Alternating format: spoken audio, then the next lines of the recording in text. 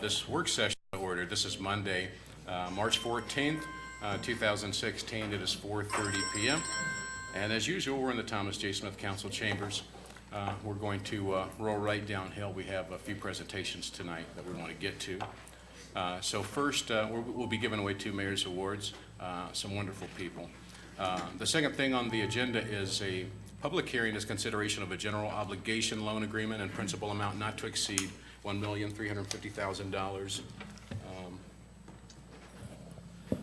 Yeah, Travis was here last time to speak about this. And you got, at that point, a timeline for actions to be taken, as well as a packet, which you may not have gotten, Bob, on what the bond financing was. The objects that are being covered here, the not to exceed 1.35 million is a portion of, well, it's for fire ambulance, and then it's a portion of street projects. Miscellaneous street upgrade program, which we have listed to also fund parking lot at 6th and Jefferson.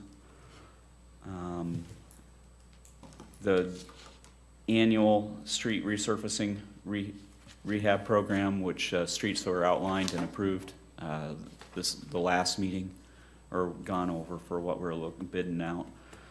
And then the Mount Pleasant Street HMA resurfacing, that's a project that's being funded with some funds from the state. Our local match on that is being covered with bond funds. So those are the things that were comprised on that 1.35 million. Did you say 6th and what parking lot? I'm sorry? 6th and what? 6th and Jefferson was what was listed. It was like 62,000 we set aside for resurfacing on that. And when we did that, we reduced the miscellaneous street program to cover that. Yeah, it should be 6 in Washington. 6 in Washington, I'm sorry, yeah. You were in the neighborhood, though. I was in the neighborhood. The step that we're doing now, the resolution you're approving now is a pre-levy that needs to be done by the end of the month. This authorizes us moving forward with having the levy amount to 250-some thousand and repayment in this next year's budget to be paid for out of property taxes. That's why we have to do it at this point. We'll have additional steps in the process of issuing bonds during the next couple of months. In April, we'll be doing having a official statement approved in April. We'll do a final sale of bonds in May as part of this process as well. So we have a few additional steps as we go through this process.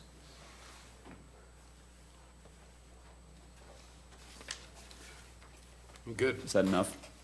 It's not for me. Council? It's fine. And you haven't been through this process yet, I don't think, but anytime we go to borrow funds, we have to go through a public hearing process prior to borrowing. There's also a breakdown of what's considered essential corporate purpose versus non-essential. The one item that's would be considered a non-essential, I think, is the ambulance, and I'd even have to look that up. But when you're under 700,000 on a non-essential, you can still do it through the same public hearing process. You have to let the public know that you're considering borrowing funds to pay for these items, and then once you've received comments for and against, you have the ability to move forward with authorizing the debt. All right, makes sense. Anything else on that, Council? I'm good. Good. Okay, next is a public hearing, consideration of plans and specifications for the 2016 Silcoat Streets Reconstruction Project.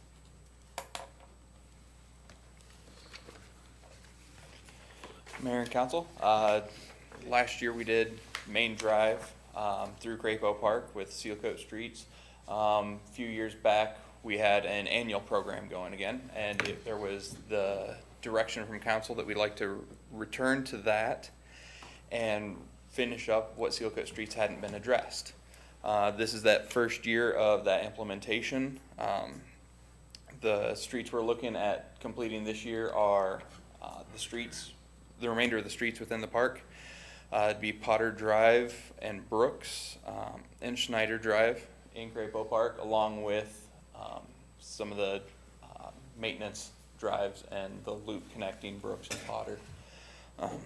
Additionally, Hillary Avenue from Summer to Central, Linwood Drive from 14th to Central, Central Avenue from Parkway to Linwood, and then Haskell Street, just west of the airport. Yep. Haskell last year was not on the 5-year street plan. 14th Street from Parkway up to Park, and then a small section of Park from 14th to 12th was. It doesn't appear that we will have the funding to do all of 14th Street. Haskell we've received a few complaints about the condition of it, and the operations manager requested that it be done sooner rather than later. With the funding not being available, apparently for 14th Street, we put Haskell in its place. 14th will be back on next year when we can do it right. This project's the same project as in the past, and Main Drive last year. Go through, chew up the old seal coat surface, inject some asphalt emulsion in it, recompact, regrade, and then come back through with a double bituminous seal coat. One thing that is different, previously we've been utilizing crushed limestone. It's my intent to bid the project as either crushed limestone surfacing or pea gravel, your river rock stone that used to be used. There's advantages and disadvantages to each. Obvious disadvantage to river rock is cost. But to my understanding, depending on supply, sometimes that cost is competitive. Crushed limestone's cheaper, but you get dust complaints. So figured we bid it both ways and give the council the option on what they'd like to see done. Right now, the construction costs are estimated to be $400,000 from the budget, with a little under $53,000 for engineering costs. As with the HMA project, with Shipley Construction no longer being around, and oil prices varying, and the sale of Shipley Ready Mix also, estimates kind of rough. We're doing the best we can with the information we have, and right now it is estimated at $402,000. That's not quite, plans aren't quite complete, so it may vary just a little bit to the actual public hearing next week. I mean, as far as the estimate, where's that estimate? I mean, do you feel, is that in the mid-range, or is that a high estimate? I hope the estimate's on the high side. And maybe we can add a little more street here and there. As with the HMA, if we can't, or if the prices come in over, we'll cut the project down to the budget. But it's just really hard. Shipley's been the primary contractor for seal coat around. I do know that Hickey Contracting out of Keokuk is intending to pick up their seal coating equipment. And I know that Cessford has voiced that they are likely going to be picking up seal coating equipment as well. So we will potentially be having competition still. It's just a question of what that equates to.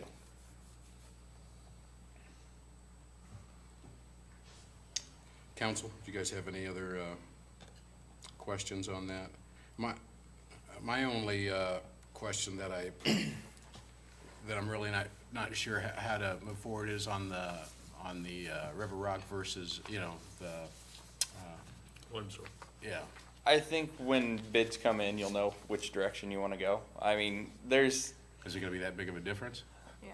potentially to the tune of 30 to 50% difference in the actual cost of the seal coating itself. Now, the seal coating itself on the project is one of the smaller costs. With Shipley doing Main Drive last year, off the top of my head, I want to say the asphalt reclamation, which is the chewing up the surface and injecting the oil and recompaction, I want to say that was $960 a square yard. and the seal coating process itself was around like $2.80 a square yard. So that 50% increase would put you around $4 a square yard. So it won't be 50% of the entire project, it'd just be that portion. Okay. And it all depends on what the availability of pea gravel is. Is there any other advantages besides the dust? Lasts longer. Doesn't it? A lot of our streets in seal coat streets in town have been there for 20, 30 years. There's a mix and match of seal coat and pea gravel seal coat and your chip sealed seal coat. I've seen some of the pea gravel ones that are hanging tough. Well, and pea gravel is more durable than the limestone aggregate itself. But the primary thing that holds it together is the asphalt binder that's laid down with it. So it ages over time. The base getting reclaimed and stabilized beneath it will make a bigger difference in the long run than the actual material of pea gravel or seal coat, pea gravel or chip seal. My personal opinion is pea gravel looks better, and then you don't have the dust complaints. But it does have a few negatives to it. It doesn't have quite the same friction as the limestone. So when you get snow, it's even less friction for cars. But really, my personal opinion is it comes down to cost. You guys have anything else? Thank you, Ron.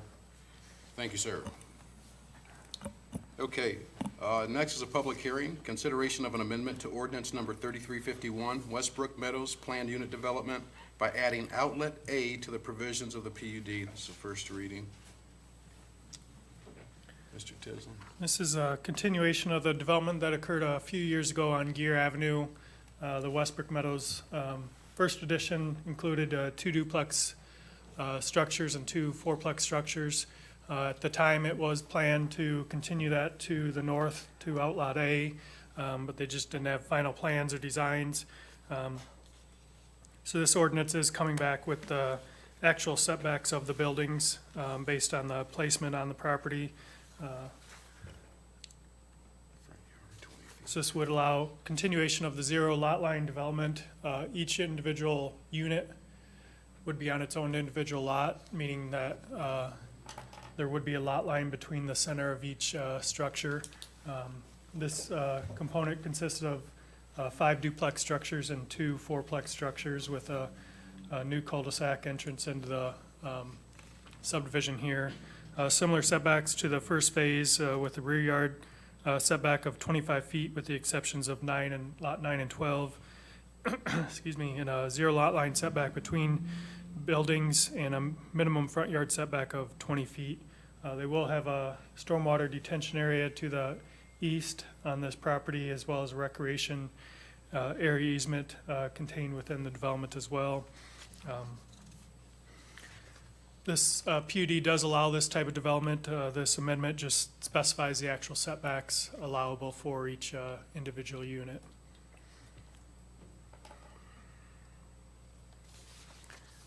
Any questions on that? Any issues brought up? No, Nothing? no. Okay. Council? Another fine development. Okay. By the Pearson Group. Good call. Good job, Mike. Next is the motion for final adoption of an ordinance vacating and selling a portion of South 14th Street right-of-way located adjacent to 1800, 1802. Skipped one.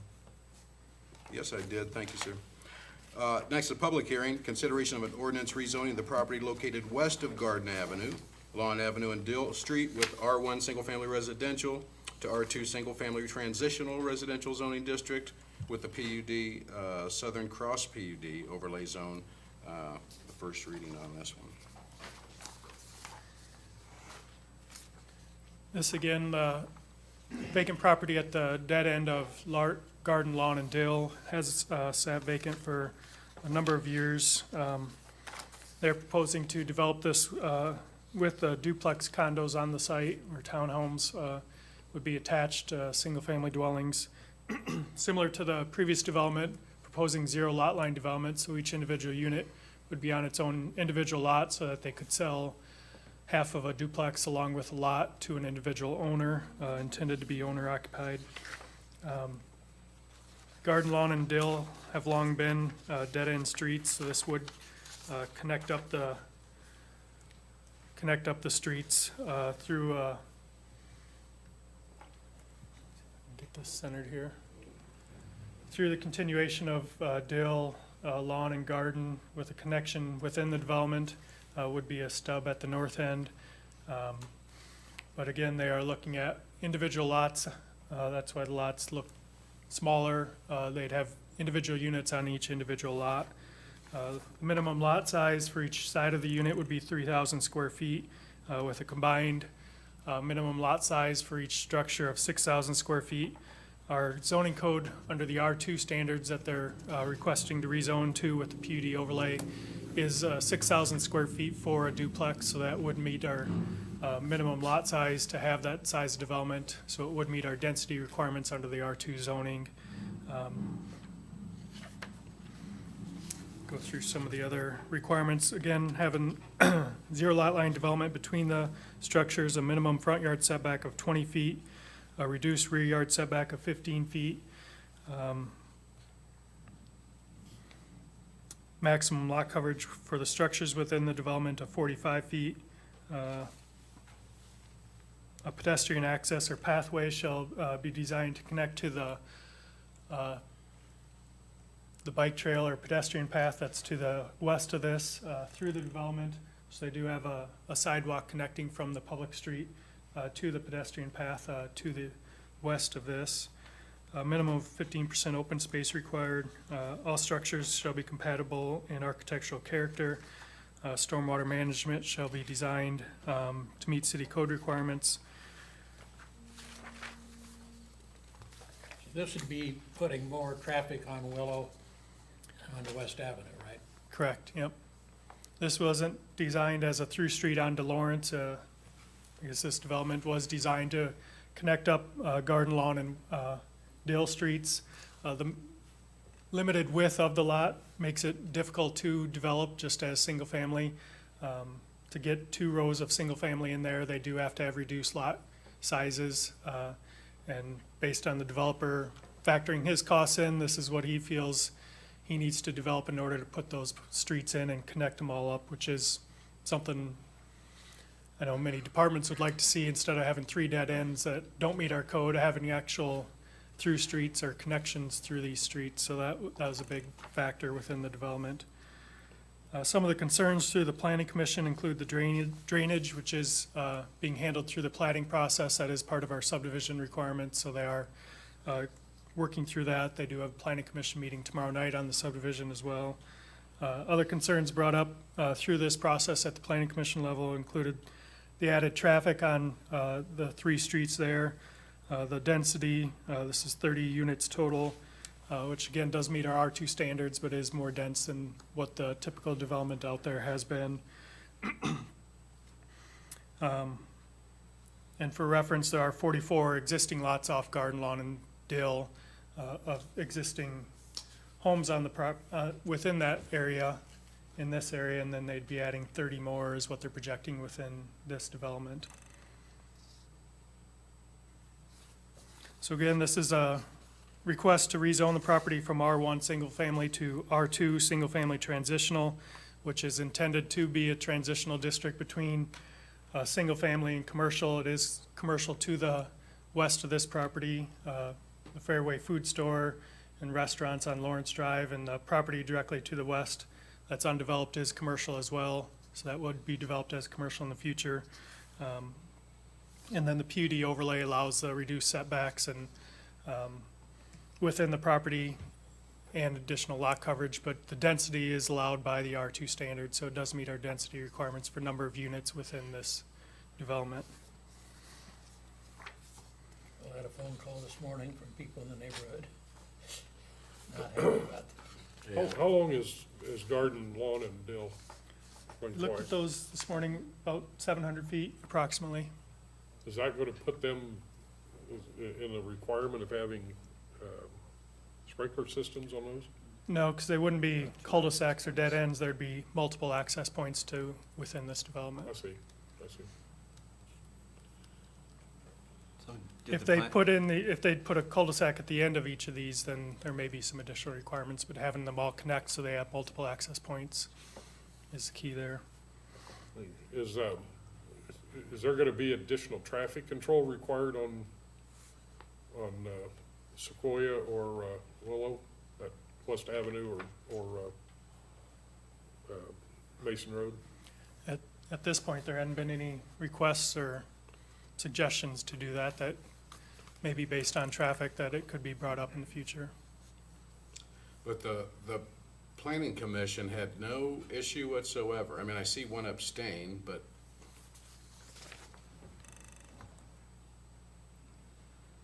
And the planning commission met February 17th and voted 5-0 with one abstain to recommend approval, as stated in the ordinance. Got a lot of people that were present at that meeting. That Yeah, was, that my question, Charlie, were there a lot of neighbors that had issues? Yeah, we had a full council chamber of people that lived in the area that came to express their concerns or talk about, ask their questions of the developer. Charlie, can you say who you are, just in case somebody doesn't? Charlie Nichols, city planner, 2419 South Main Street. Thank you. Nice to meet you, Charlie. Nice to meet you too. But you did have some people that, Yeah, and the main complaints, Eric went over them, they were drainage. A lot of people have water problems in their yards and in their basements in this area. Standing water. And water comes off this field is what I understand, and it also sits there for a long period of time after it rains. So people are concerned that if you put streets, if you put roofs there, that's more impervious surface that the water's gonna flow off of. So we did table the subdivision in the planning commission to give the developer time to do a drainage report showing how they're gonna manage all that stormwater. So at our next planning commission meeting tomorrow, the developer is gonna give a short presentation on how they're planning to manage the stormwater to hopefully alleviate those concerns and show that they can handle that. The other big issue is traffic. People are concerned that you're gonna be adding, 30 new townhouses. The average family in Des Moines County owns 2 cars, so that could be 60 new cars traveling on those roads. There's 2 entrances and exits, so that could cause some issues. The other one, people seem to be split both ways. Some people wanted parking on one side of the street, and other people absolutely did not want to limit parking on any side of the street. People had different opinions on that. Okay. You're talking about parking on lawn, garden? Yeah, just limiting it to one side, because when people park on both sides, it's about 9.5 to 10 feet Yeah. width there. Yeah, that's, Well, if you remember, you don't remember because you weren't here, but Eric probably remembers when we were talking about Ed Stone Middle School. It sounds like the same arguments yeah, that we had then. yeah. You that's remember right, that? yeah. Some of those arguments came to fruition. Which were, The bus traffic on Willow going, yeah. going But as- north. The main one to me was the water issue that has never been a problem, I don't think, Oh, it's since. been a problem. since I don't it- know if it's increased any, but it's a problem. Well, I know that whole area is, Yeah. because if you go there down Mason Road after a big rain, it's always Oh, got it's water terrible. on it, yeah. okay. Do you guys have any other questions? Again, this is just the first reading, we're in the work session, so we're gonna get down to it. Thank you, He- Charlie. He does have some just preliminary drawings that can show briefly just what he's looking at doing here. Good. And they'd be duplex condo type development, similar to some of the other condos that we have in Burlington. So different sizes and designs, but those are kind of the 4 that he's looking at. Okay. Nice looking places. Those gonna be slab homes or basements? I think it'd be dependent on the purchaser. I think there might be a mix of those. You guys good? Yep. Okay. Now, let me move to the one that I jumped to. How about that? Next is a motion for final adoption of an ordinance vacating and selling a portion of South 14th Street right-of-way located adjacent to 1800, 1802, and 1804 South 15th Street, Burlington, Iowa.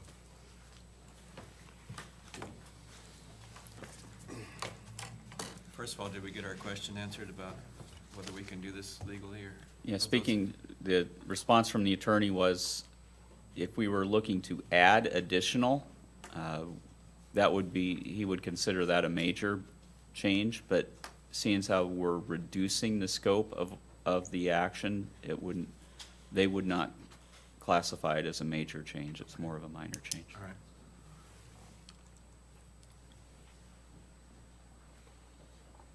Still leaves all the same issues on the table that were already there. They're already, One thing I've noticed as I've been out, it's in our neighborhood, you notice the pickup truck at 1408 Harrison has been parking on the grass anyway, so, I'm glad you said that, actually. I really am. I don't really see why he doesn't want to be included from that perspective, I guess. Well, we're gonna get down to it, and hopefully everything works out for everybody, I hope. Is there, anybody else have anything else on that? There's a couple things. Yeah. Did you get a visit from anybody? One of the applicants stopped in and said he'd be here Monday. That's the only one that stopped in. None of the neighbors? Hmm. Really? Oh, did you? Yeah. Charlie had a visit. Charlie Nichols, city Mr. planner. Friedrichsen, would you please, So one of the people who lived adjacent to the street that you're vacating the right-of-way on has a daughter who lives down that street, and her sewer lateral runs to that sewer main that's going through the right-of-way. And if, say, they were to put a driveway from a garage in the back onto South 14th Street, and that driveway was over her sewer lateral, if there was an issue with that sewer lateral, like it would rupture, and they had to tear up the driveway, she would be responsible for that cost. So if something is built, like pavement is built in the back there, it could increase the chance that one of the people who lives along South 14th Street on the east side of the street would be responsible for tearing up pavement.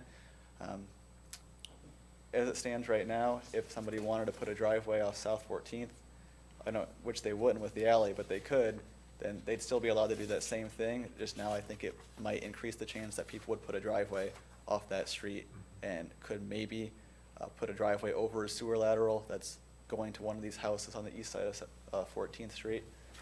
We could word the vacation in such a way that no pavement would be allowed in that area, so that would eliminate that chance. I don't think no, they can't do anything to that, isn't that correct? Hmm? They can't do any construction or, Can't thought put that's- structures You there, can't but put they could structure, pave. But they could pavement still could, pave but it? typically on a drive, you have a requirement that it be a hard surface by code. right.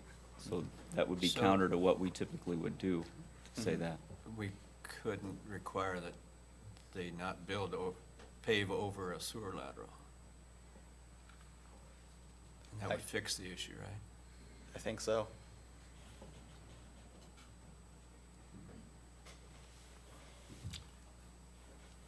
yeah, Well, I we're still coming need to down talk to, to somebody. we're coming down. Here, Brian's got something to say. As far as the sewer lateral issue goes, technically, when this is vacated, each property along there that the property would be transferred to, there should be an easement for the sanitary laterals from the houses across 14th Street. As a part of that easement, there could be the requirement that no pavement goes over the top of that goes over the top of the easement. Just, Charlie called me about this last week. And looking at approximate locations of homes versus where current parking garages are, there's only one, maybe two laterals that would be a concern, but it may be something that's worthwhile. If this is transferred, that the language is in there that no pavement is to be placed above the easement. Okay. Makes sense. Can you see that on the picture there on, follow 14th Street to the top of the picture, you see that motorhome parked there, This here. right there? That's on city right away. And if you go to, it's not in the picture right now, but if you go behind 1712, right next to those two structures that's in the back of the lot. There's now a driveway there, and it's gravelled. It's about 24, probably 24 to 26 foot wide, probably 40 foot deep.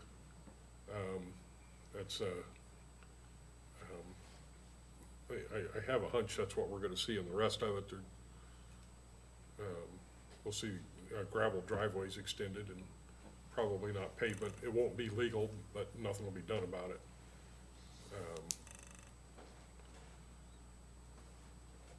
And I think it's a deterioration of the neighborhood, but that's all right, it's my neighborhood, so.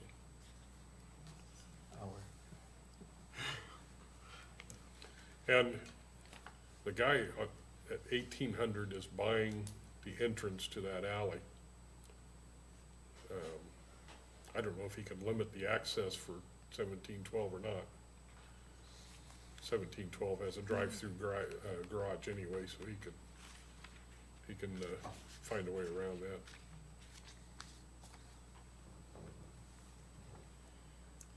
I guess it was my understanding that they weren't gonna be able to do anything at all to that, but if they can, That's kind of where it was at first. That's what I It was, thought.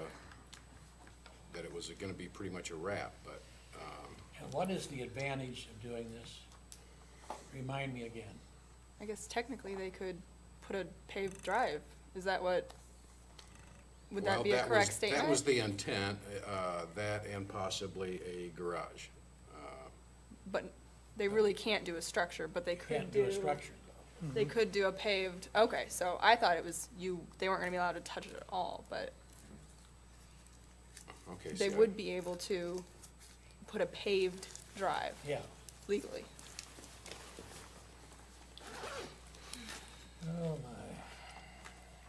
yeah, I'm gonna have to make a phone call on that. I don't even think, I didn't even know that we were I'm gonna that he drive wanted to by continue there. with this. So I guess the only way I would go with this is if, like they were saying, they wouldn't be able to put it over the sewer. But then we'd have to redo the whole thing, correct? Or not? Not us. Ask Eric that Well, question. not us. You'd have to amend the conditions to state that. This is a Solomon moment. Amen, Lord. Okay, well, we're gonna get some Solomon information here, and we'll try to be Solomon on Monday. Are you guys good with the information that you have right now? I I'm think sure so. some of you probably Yeah. have to get some more on your own. I'm good. Okay. I will make a phone call on that and see if I was under the impression that this probably would not even be on the agenda. Okay, let's go ahead and move. Number Well, 7. the hearing would be on the agenda?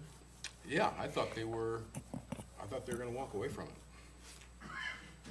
That was my understanding.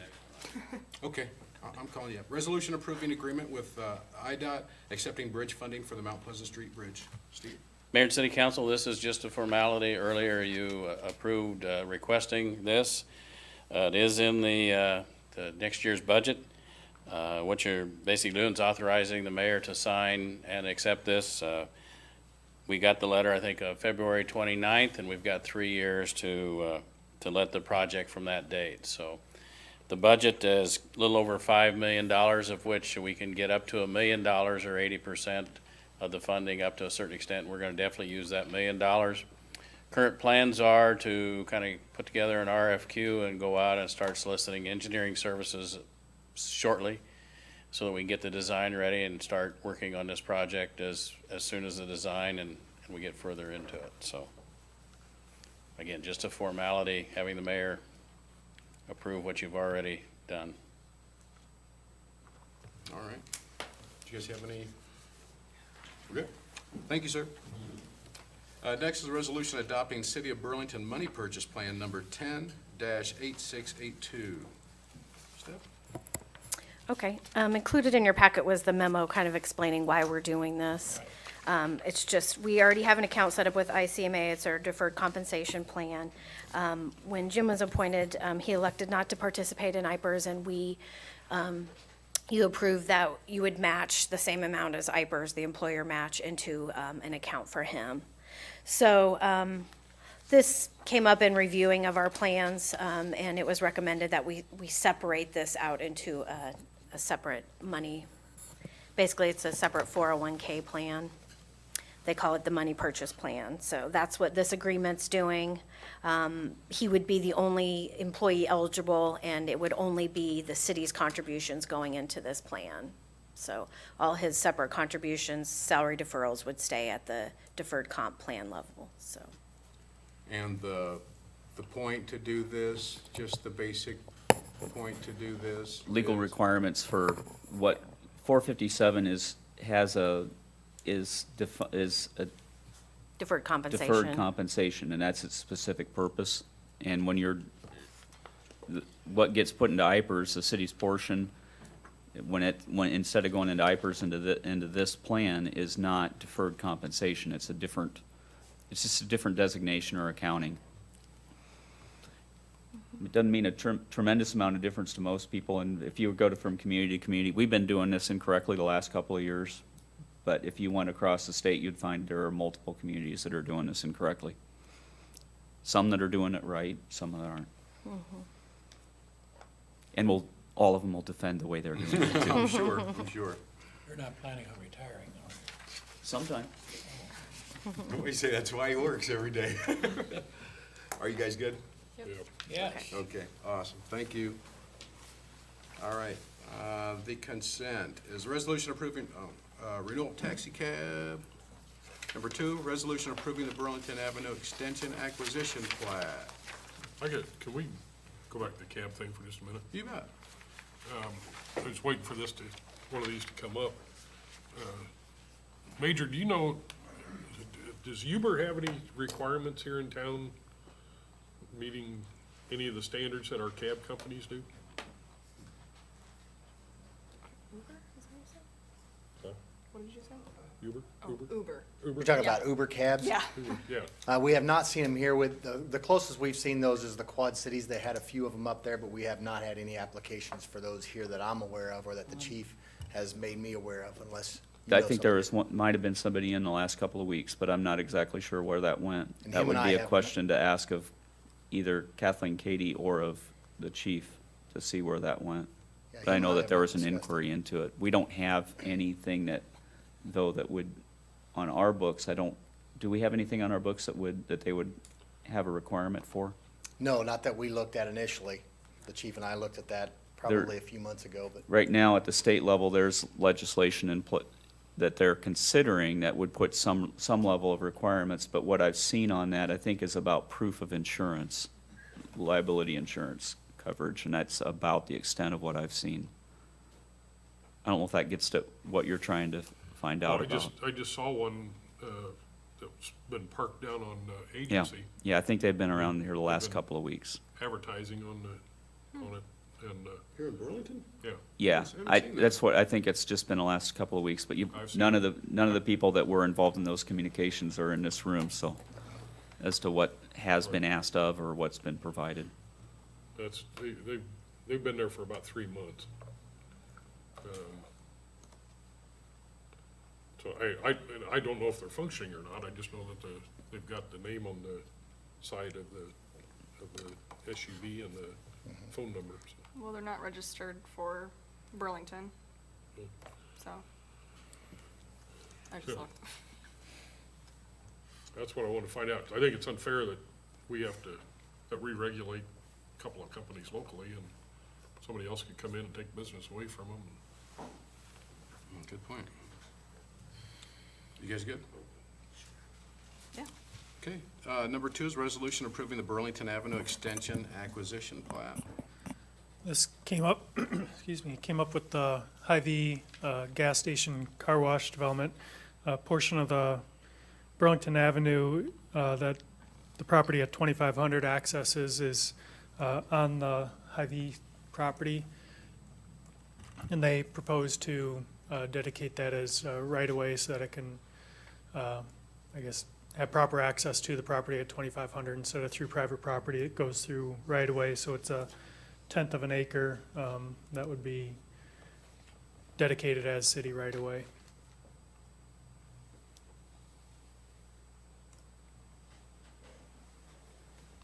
Guys good?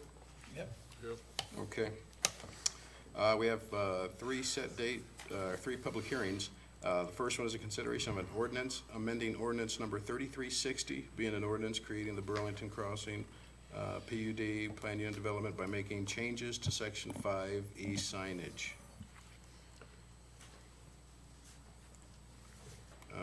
Anything to be said on that? At this time, it's Okay. going through the planning commission. Right on. Then we also have a planned hearing. It's a consideration of a permanent encroachment agreement with Douglas and Dana Atkins for encroachment into city right-of-way at 914 Maple Street. Do we need to, It's just stair access for Kayla's cupboard. Okay. Discussion items. Renewable Energy Committee update. Mr. Jerry Parks, the piano man. How are you doing, sir? Good, glad to be here. It's been a little while since we've addressed the council and kind of updated, so we wanted to just touch on a few items. I'll back up a little bit. I think most of you may have heard some of this.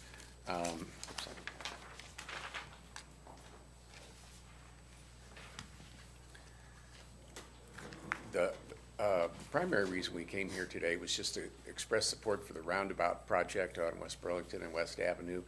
We had heard about it and set up a meeting with City Engineer Thornburg and went down and talked and visited, and very impressed. Seemed like a well thought out project. We feel like there's a couple of good rationales for this project. Number one, it's going to save some fuels. It's going to save some drivers' time. Hopefully, it will promote safety. And also, we think it's important. Roundabouts are, springing up. There's many countries in the world with lots and lots of roundabouts. They're springing up in more and more states across the United States. So we think it's probably a very good idea that Burlington people have some experience negotiating them and starting to get familiar with them. So we're very happy with the roundabout project. To back up a little bit, the first big project of this committee was the 2,400 watt solar power project on the Port of Burlington building. This was funded by some rebates from Alliant Energy. Also, Alliant Energy has a program called Bright Ideas, and so they help fund innovative ideas, and this was funded under that program. So between the rebates and some of our own money and the Bright Ideas, the project was done under about $4,000, which is, way, way less than a typical retail solar project would be of that size. And is still cranking out electricity as we speak. See some sunlight coming in the window there. And has been the only problem we've had. We have some TV monitors set up in the Port of Burlington building that show the output and the current output and the total output of the project. And we're having a little trouble keeping those up and running and online. So. Another item that we did, we started some energy efficiency upgrades. Alliant Energy had come and surveyed a bunch of our buildings. We worked with Braden Hill and the Public Works Department, decided to swap out the lights on the 6th Street Bridge, and then we also put in 30 programmable thermostats. That turned out to be a really good project. As some of you probably remember, the payback period for putting in a programmable thermostat is 1 year. We spent about $1,800 for these thermostats, and so basically, the year that they went in, it should save $1,800 on the city's energy bill, and every subsequent year after that, it would be still saving that $1,800. So that's going to be an $1,800 savings every year from now on out. It's such a good deal. We're in the works to put in some more. There are some other locations in city buildings that can use them, and so we're kind of in the process of that. Matt Amanel, who is a city rental housing inspector, put on a different hat and helped us work out a plan to lease 2 Prius Cs. The C stands for city. It's the Prius designed for city travel. And so rather than have Matt and Craig driving around town chasing weeds in old police cars, we wanted to get them something more efficient. The Prius C typically gets about 51 miles to the gallon, so that's been working out pretty well.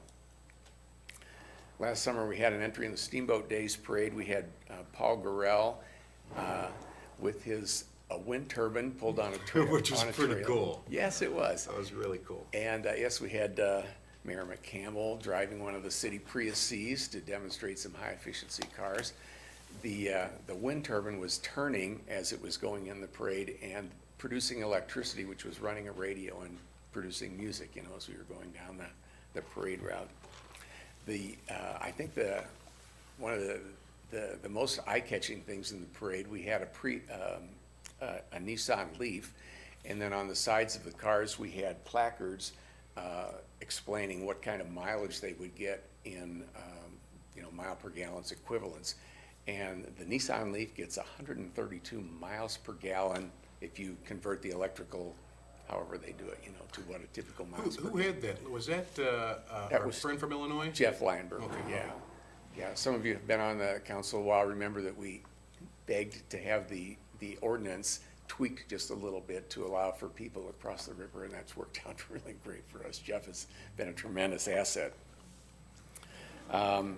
The YWCA has a car show every summer, so we had entries in the car show, and you may have seen the picture in the paper. Bob Gertis lent us his 1916 Roush Lang electric car. It was 1916, and it was 100% electric. That's crazy. Back then, and we parked it, Steve Rowland was the person who organized this event, and somehow he was able to get a Tesla Model S down from Davenport. So we had the 2014 Tesla parked next to the 1916, both all electric. So that was pretty exciting for people to see. The other thing we did last summer at the farmers market, we had a solar trailer. This is owned by iRenew, which is a renewable energy group organized out of Iowa City. And it's a large walk-in trailer. Some of you may have been through it. It educates people about the value of solar energy and how solar electricity is generated. It has panels on top of the trailer, and it generates electricity while people are going through. And then we use the electricity generated to pop popcorn and give it away free. And a number of people said they thought they could detect the difference in the taste. I knew that was coming. Solar electricity popcorn. Whoa. I knew that one was coming. Yeah. If you believe that. Our big news, we really do have some kind of interesting news. We decided to apply for another Bright Ideas grant with Alliant Energy and put in a proposal to get some electric car chargers. And we've been awarded a $25,000 grant to put in 5 car charging stations. Wow. It would be 3 in Burlington and 2 just outside the city limits. So the plan at the moment, it's still kind of, the details are, being finalized, but the plan at the moment is to put 1 car charging station at the city parking ramp at Main and Washington, right next to the Circle K, probably on the upper deck, and 2 charging stations at the Hy-Veon agency. And as you know, I know you've been working the last couple of months on their request to take over some more land, and that's where the 2 charging stations will be. They're going to be putting their gas stations somewhere close to where the old Flint Hill School is. And then we're going to put 2 other charging stations at SCC. SCC has an electric, they have an auto program, and as part of their auto program, they teach kids how to, work on electric cars and how to charge them and things like that. So we will have 2. And the SCC one, hopefully we'll be getting one started fairly soon. The other one may have to wait until they're, further on down in their construction process. But we're very excited about that. Jeff Lineberger, again, was probably the lead person on that project. So have some interesting things going on. We want to thank the council for their support. We're trying to use the money that you provide us each year very responsibly and do some good for the city and for the community as well. And I'd be happy to answer any questions or take any suggestions anybody has on future projects. Thank you very much. That's all I got for you. Good job. Good job. That's awesome. Could I just interject here? The appointment is actually going to be to the Renewable Energy Commission on your agenda, and that's Frank Stetler is asking to be a part of the Renewable Energy Commission. So that's skipping down to the appointments. Okay, thank you. We had before, since he was up talking about it. Good deal. Okay, next we have Apollo School proposals. One of the things that we've had some conversations on internally, there have been a couple of different, we received 2 requests initially, one first from Peter. We You're going to have to say that, because I'm not going to get it right. We also had gotten an email, all the council had, from a lady who's looking with a proposal for an art school, I think, something like that. And as we went through that process, we thought that the best thing to do was to have any entity that had expressed an interest start, get presentations made here, so you can kind of hear where the different groups are coming from. With that in mind, Eric reached out to both the lady who's, I can't remember her name. Stephanie. Yeah. She's scheduled to come in the next council meeting, next work session, Mm-hmm. at the end of the month. But Peter was available to come this time, and I met with you earlier today, and Richard Silva is here as well. He had expressed an interest too to have an alternative proposal. So tonight we do have 2 proposals on board to put before you. In regards to the process, I guess part of what our intent was to get the 3 proposals that we knew about out to you so you can hear them. I don't anticipate having another proposal come forward, but if one were to, we would certainly want to have that come to you too. If there was after you get through those proposals, if you have an interest in seeing us pursue one of them farther, the goal would be that, this would be done through the TIF process for community development, to go through a public hearing for consideration of a given proposal, give the full 30-day process for input to be done, for alternative proposals to be presented, go through the public hearing to consider the formal one that you're looking to go with, as well as then if there were some additional proposals to think of about at that time. And then if you wanted to pursue that proposal that you had on board, to move forward with it. But that's kind of a longer framework of where we'd have to go over the course of a few months if we're looking to do something here. Tonight, I guess what we'd look to do is if, Peter with Miller Valentine, I'm again still not going to go with your. No problem. You can introduce yourself. Make the initial proposal, and we'll allow Richard to present where you're at too. Sure. Well, thank you so much for your time. As mentioned, my name is Pete Schwigerot. I don't know why he had so much trouble with that, but he did, so I'll help him out a little bit. With Miller Valentine Group, we're located at 9349 Waterstone Boulevard in Cincinnati, Ohio. Thanks for having me out today. Oh, thank you. Is that up now, or you're going to? Wonderful. Just real quick before we go into our proposal here tonight, I did just want to give you a quick introduction to Miller Valentine, because while I hope you like the vision that we have to present, I think one of the things that's most important for you as a city and as we would bring this project forward is our experience and our capacity and our ability to perform on this project. Miller Valentine as a company has been in existence for now about 55 years. We're a full-service developer. We really do anything and everything under the rainbow: commercial, office, retail. In our home markets, we're really known as a high-end professional office space builder. We develop a lot of high-end medical office space. We've built hospitals. We've built institutional buildings on campuses, University of Cincinnati, University of Dayton, several other colleges. We've done a lot of industrial work, and about 25 years ago, in an effort to diversify, we got into housing. We're also fully integrated, so we're the developer, we're an owner, we're a contractor, and we're a property manager. So who you see at the beginning of the development is the same folks you're going to see at the end of the development. As I get into our housing portfolio, you're going to realize we will be here for the long haul. We do not sell our residential assets, and in fact, we still own our very first housing developments we ever built.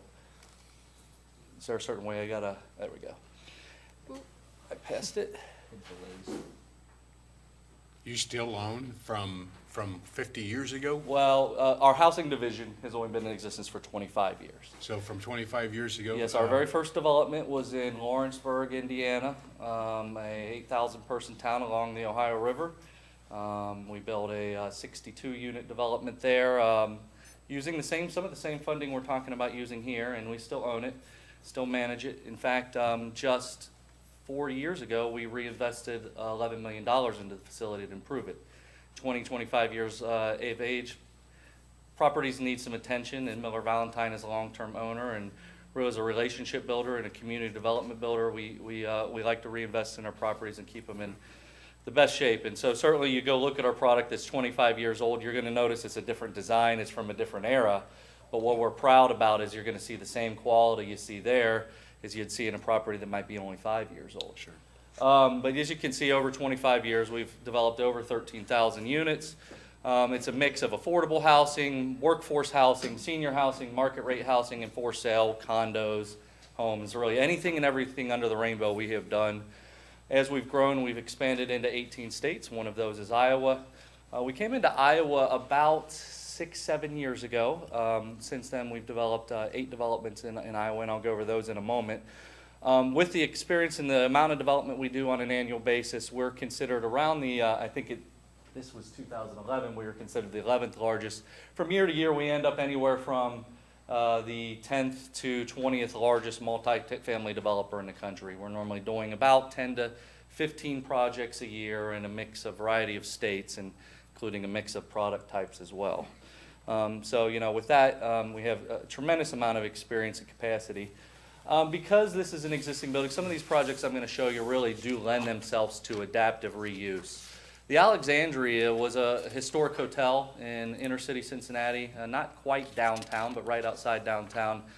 When we acquired this building in, I think it was 2000, it had been abandoned for 15 years and then had recently gone through a fire. The whole entire roof was burned out of this building. It was already on the National Register of Historic Places. We acquired the building, secured financing using historic credits, housing credits, and some other sources of funds to rehab 120 units of housing. It is senior in nature, but since has been operating very well, and is a complete turnaround from what you would have seen 15 years ago. Park Place at Lytle was actually downtown. This was the largest downtown Cincinnati condo project in their history. It was actually an old factory converted using historic credits and other layers of financing. And these are actually for sale condos, range in price from around $450,000 to $1.2 million. What? Right outside P&G's world headquarters. We So need that a helps. couple, we need a couple of those here in Burlington. You bet. Mayor, would you be at the lower end or the higher end on that? What do you think? First, we got to be able to get in the Smarty door, pants. but we can all dream, I guess. But as you can imagine, they're catering to. This is literally right outside the doorsteps of Procter & Gamble's world headquarters, Western and Southern's world headquarters.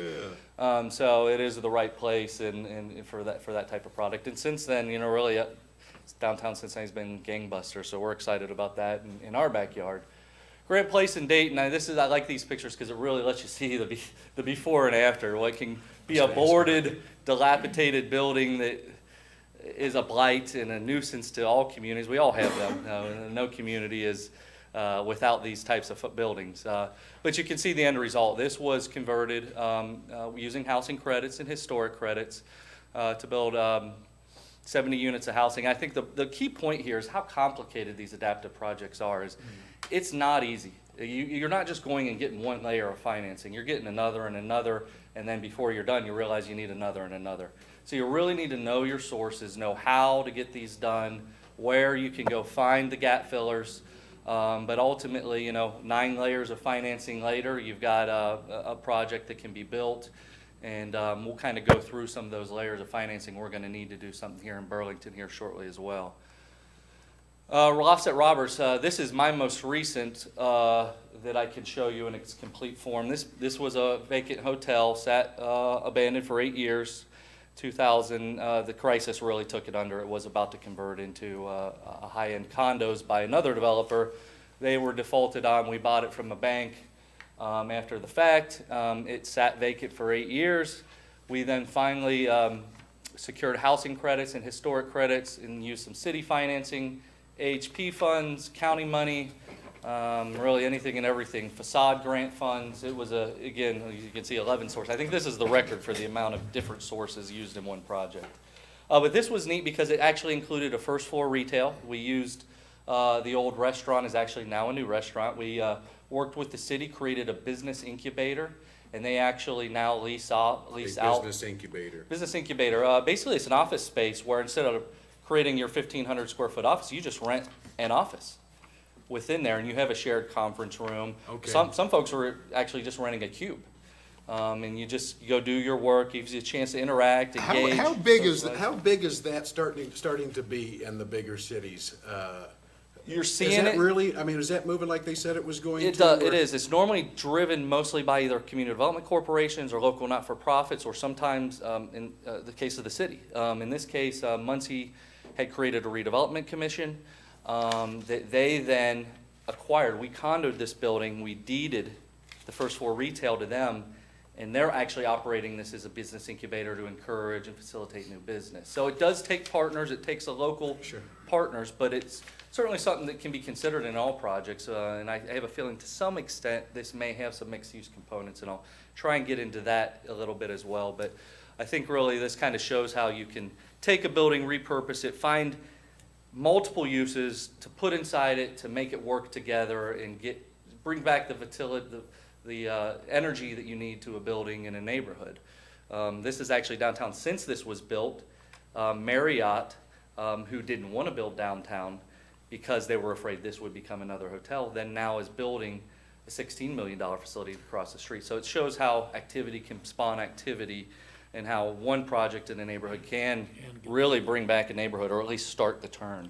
And we do want, if we were to do this building, we really do need the city to be thinking larger about the neighborhood and how we can use this as a catalyst to improve the neighborhood, because the last thing you want to do is invest $15 million in a somewhat challenged neighborhood if nothing else is going to occur in that neighborhood. Oops, I'm not so good with my clicker here, I apologize. The reason I showed this next project is it shows how projects can, yeah, I'm very bad with the clicker, I take that back. How projects can use a mix of products. So in Huntington, Indiana, we used a mix of an existing building. There we go. The building on the bottom there is our Sunday Visitor building. They create those, the missalettes for all the Catholic churches across the country. One of the biggest publishers in the country, but they only do it for the churches. But that was their original word. I'm not touching anything, I promise. That was their original world headquarters. It was a little bit smaller of a building, so we couldn't fit everything. You know, that you need some economy of scale to make these projects work. And so we were struggling to fit. We got about 30 units in the building. We needed to do a 50-unit project, so we went and acquired some vacant property across the street. And we made a hybrid project where we did adaptive reuse, new construction, combined together. And that really was nice because it not only improved what was a blighted property in town, but then it also showed some new activity and some new buildings, which they found was very important for their downtown, to show that there's something new going on as well. But again, great project. We'll be having the grand opening for this one 2 weeks from now. It's already completely full. Now to Iowa, as I mentioned, I talked about some of this. We came into Iowa about 6-8 years ago, and we've done 8 total developments in Iowa. We're in 2 in Altoona, Des Moines, Newton. We just had a grand opening last week. I was excited to be out there for a grand opening in Newton, Iowa. Last year, we were funded in Keokuk, Centerville, and Des Moines. We received more tax credits allocation than anybody else in the state. We took about 1/3 of the pool. I thought you did some stuff in Cedar Rapids. We applied in Cedar Rapids a few years ago. We have not completed a project in Cedar Rapids yet.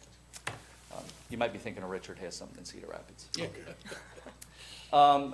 This year, and I'm going to step back to, we were funded for 2 projects, but at the same time, I want to congratulate you as a city, because you did just receive a tax credit award last week, so congratulations on that. It is a preservation of existing affordable housing, so unfortunately it's not going to create any new housing opportunities for your community, but it will improve and hopefully create a nice high quality option of what you are, improve what you already have. Eric, just to interject, Eric, where was that at? Is Millennia Housing with the Maple Hills Apartments.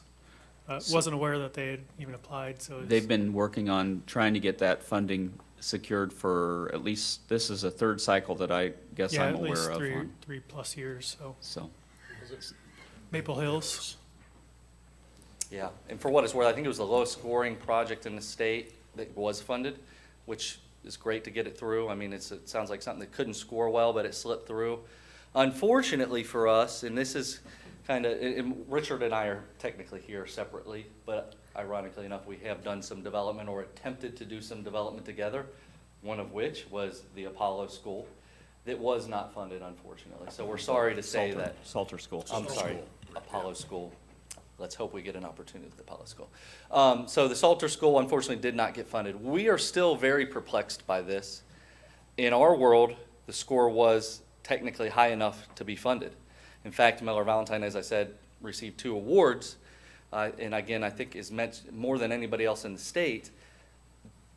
The Salter School scored higher than one of our other projects that was funded. So we're having a little bit of a debate with the state at this point as to why Salter wasn't funded and this other one was. We haven't got quite to the answer yet.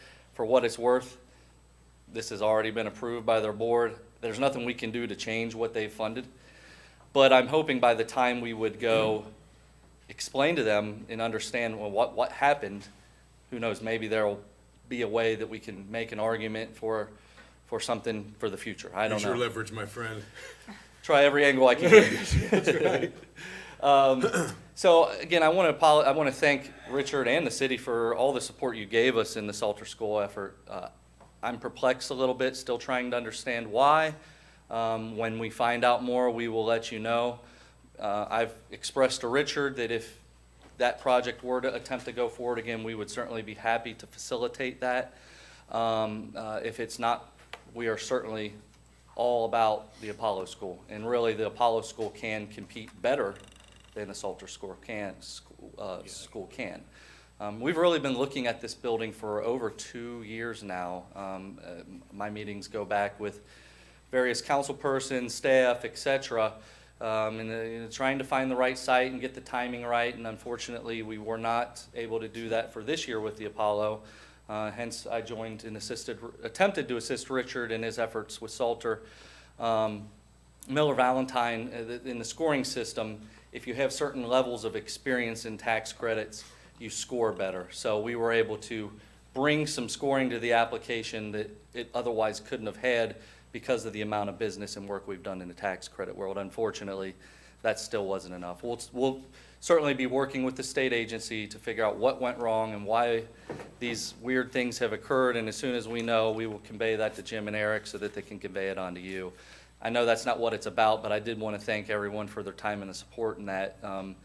We probably had $30,000 invested into that application and hundreds of man-hours, and I know Richard had plenty of man-hours in there as well. We wouldn't have made that effort if we didn't think we could bring it forward, and unfortunately, I think they received 40-something applications, had enough money to fund 11, and that's the way this tax credit program is. It's 25% hit ratio. We feel pretty good to have gotten to be honest, but unfortunately, one of those wasn't here in Burlington. So again, we're here to try again. We're committed for the long term. So, one of the things I want to point out is we are community driven. The reason we've been doing business for 55 years is we listen. We are long-term member communities. We want to be able to come back and do more business, bring our commercial efforts and our other efforts to a community. So whatever we would do in this project would include your input, and it would be your vision that hopefully we're just a facilitator of. We would involve a process that would include public meetings and hearings to get community and neighborhood input. The project would be bid locally. We would be the general contractor. We do not self-perform any work. So it'd be bid locally. It'd be your local subcontractors that would bid it. That relates to Section 3, which basically is a mandate that says that we're going to assist and make sure we use local labor in our projects. Also, there will be hires with this, so we would have local hires that would occur to manage the property as well. We'll also be using Iowa-based architects, engineers, and consultants otherwise. We want to make sure this has an impact on the city of Burlington and the state of Iowa as well, and benefits your community. We really have two options. Option one is our key and primary option. But we are committed to the project in either event, and for what it's worth, whoever you select for this building, they're going to have a ton of due diligence to do. So I just want to preface that we're going to do our very best, and our goal is to do our very best to preserve this building and to return it to its original beauty. That being said, if you select us and we start those processes, we could get a long way down the pathway and find all sorts of problems that you just couldn't know until you dug in deep enough. So if that were to occur, that doesn't mean we go, oh, sorry, we're out of here. That means we step back, we look at it from a demolition rebuild perspective. The site's still equally as interesting to us, and we can still make something work, new construction. But we really think this has the best opportunity for success as an adaptive project, and probably has, hopefully, the most benefit to the community, who I would imagine has probably not happy with seeing the building in its existing condition, but probably can envision the building in a much better past. So hopefully we can bring that back to life. The scope, and this is a little fuzzy, so I want you to be careful with this, and I'll try and preface, is I'm showing 90 units, and I'm showing workforce housing. 90 units would actually equate to 2 phases of housing. The building's kind of an awkward size. You can really only do about 45 to 50 of these units at a time using the housing credit program. The building probably can hold about, depending on what size units we do, somewhere between 60, 65 units. So you may not be able to use the whole building with one phase, or else you're giving up some extra space or dead space, and that's just not very effective for projects. So we're looking at a project that would be 2 phases. The first phase would be about the building and rehabbing the building. We may have some additional space in that building that doesn't get all the way finished. And that would be part of phase 2. And then phase 2, in theory, under this premise, would be the remainder of the building.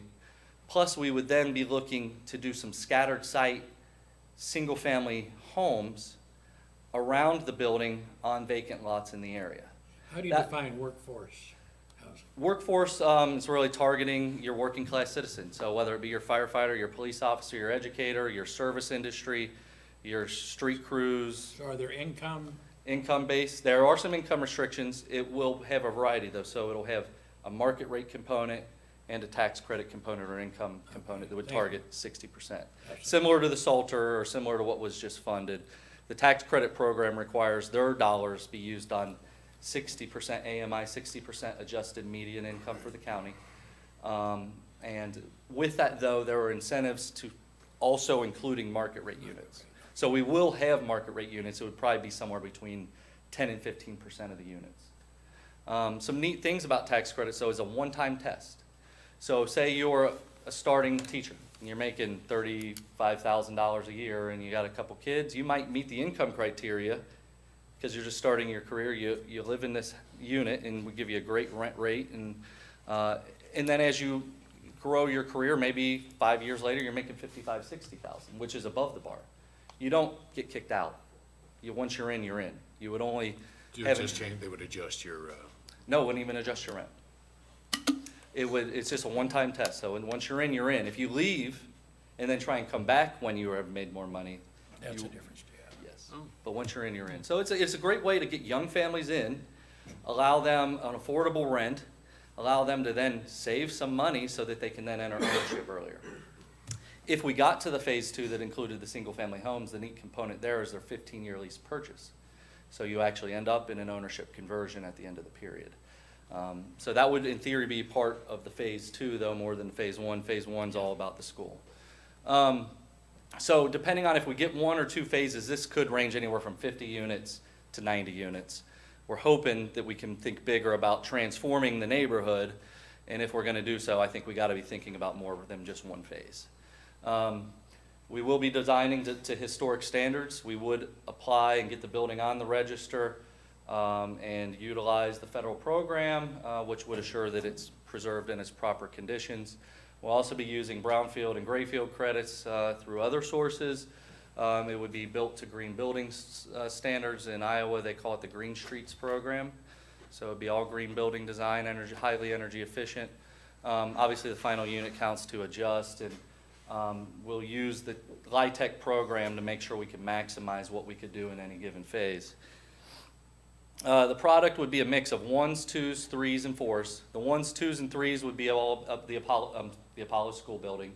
And then the 3s and 4s would be more probably likely part of that phase 2 where we would start to spill out into the neighborhood and build 4-bedroom homes and actually do some of those single-family units.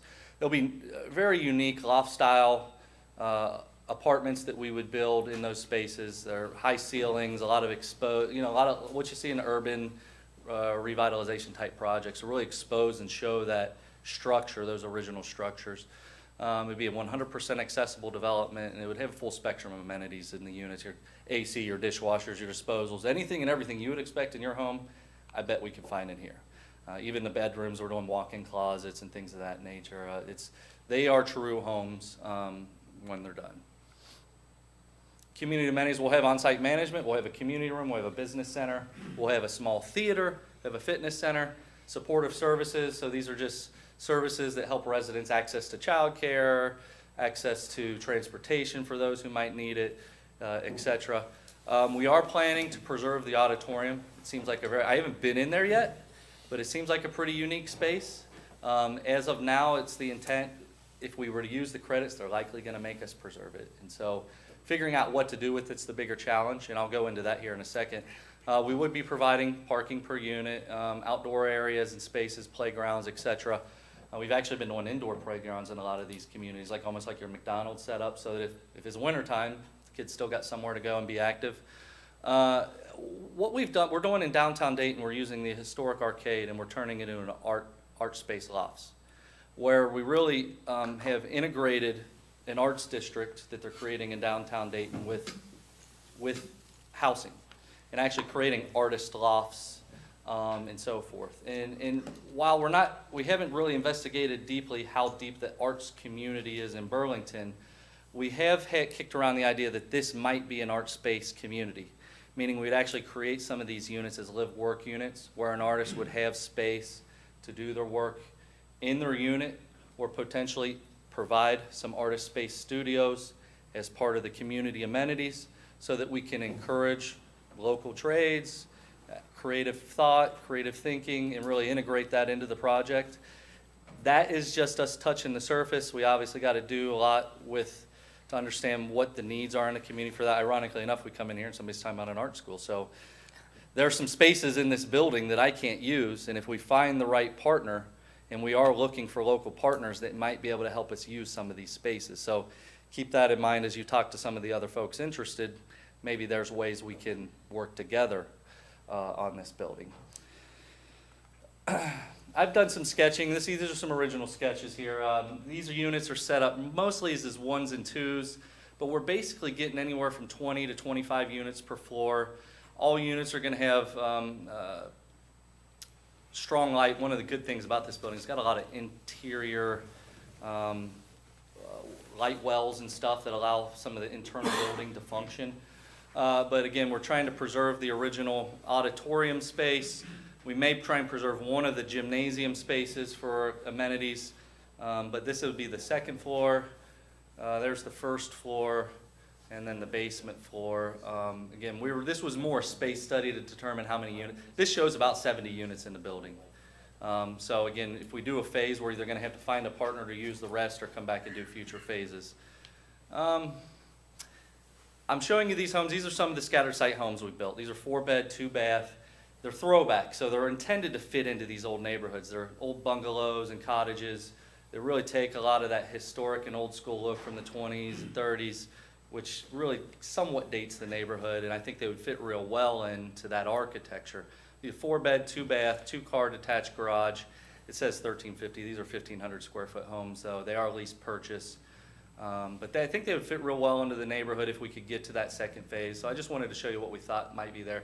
This is looking at any given phase. So if we're looking at a single first phase, and it's probably more like 50 units, but 45, most of your sources are coming from LIHTC. You got historic credits, you got workforce credits, brownfield, grayfield credits. We would be putting some of our own money in this development, and then we'd probably take on some level of permanent debt. This also does include, and I want you to be aware, we could not do this without local resources. Just as with the Salter application, the state requires to get all the scoring 7% of total development costs. You probably remember that from last year. That would be similar here. The simplest way to look at it from my perspective, though, is if we could just get a commitment for a 15-year TIF, that is going to get us our 7%. It might be slightly more, but this is a pretty complicated project. To preserve this building, we're going to be banging our heads against the wall. We're going to need every resource we can get. So we think that's the amount that makes the most sense. We'll also be applying for Federal Home Loan Bank funds and other funds as well to try and fill those gaps. And this is very conceptual, so try not to lock into the numbers too detailed, but it's what we think we can do. Our goal would be this. Just as last year, you apply for tax credits December. December of 16 would be the next opportunity to apply for tax credits. That's a while away. You don't need to make up your mind today.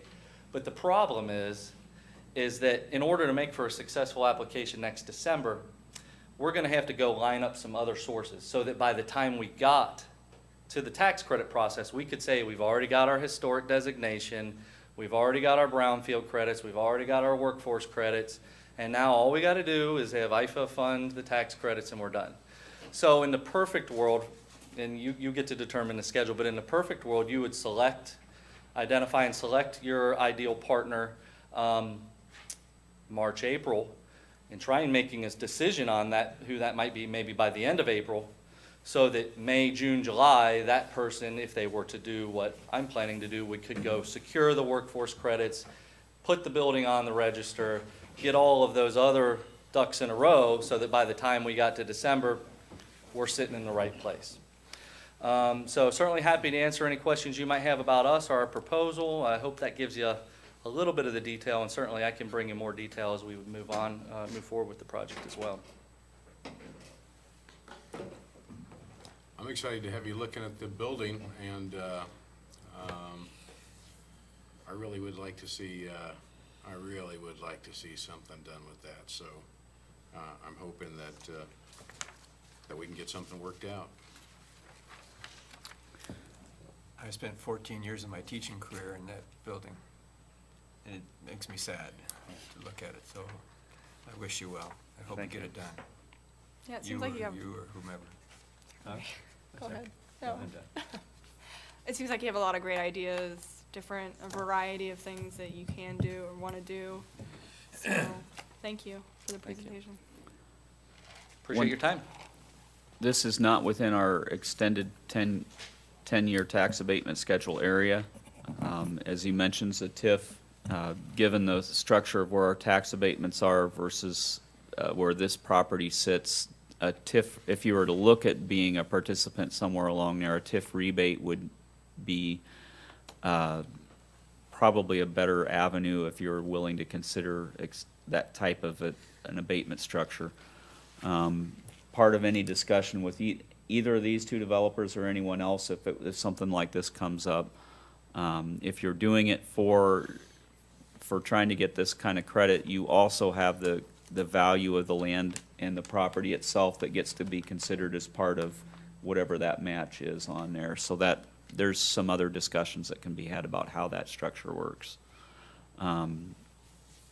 With the TIF rebate and having to go through that process, one of the things to think about with the TIF, it allows you to take into consideration on a transfer of property. You don't have to get necessarily the best dollar value. It's what you see as the best economic or community development for the area. And I don't quite understand how all that works, but within TIF, you don't have to get the best dollar for dollar value if your project is getting other things that you're looking to get out for the development of our community. Very interesting. It's good. Any other questions with him? Since he's already sat down. All right, Richard. Well, I think you should do his deal, actually. It's a great deal.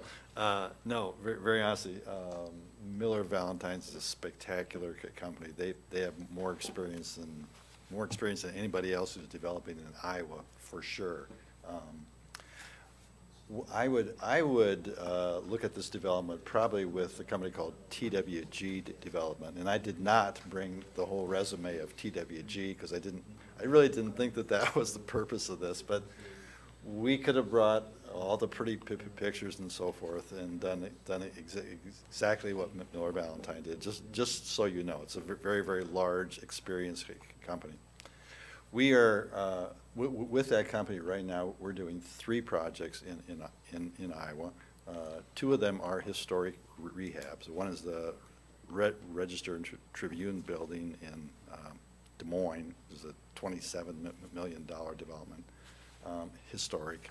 And also the Commonwealth Apartments in Cedar Rapids, which is a $12 million historic property. But the process that Peter talked about is exactly the same. We would go for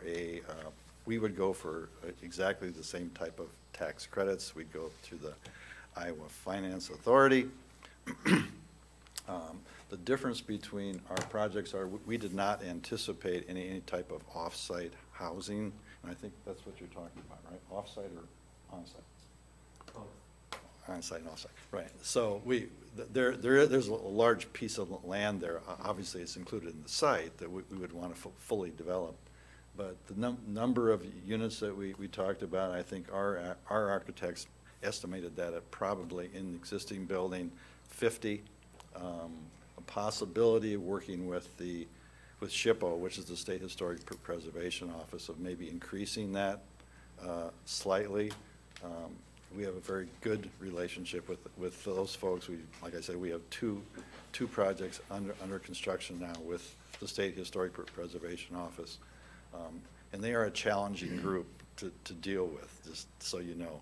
And Peter kind of mentioned that it is a challenge getting these federal tax credits, but it's something we feel pretty good about, actually. But other than that, the process is exactly the same, and I'm sorry I didn't bring you all the information on TWG. I could provide that, obviously, the next time we meet. But the development is very, very similar. It has to be geared to be able to get financing incentives from the Iowa Finance Authority. So the structure has to be pretty much the same as Peter outlined. There's virtually no difference in the process. If you want to receive an award, you have to do it a certain way. Right. So that's the way it's got to be done. So that's all I have, actually. So if there's any questions. I'm glad you got that. There you go. We'll see how things progress, but Great.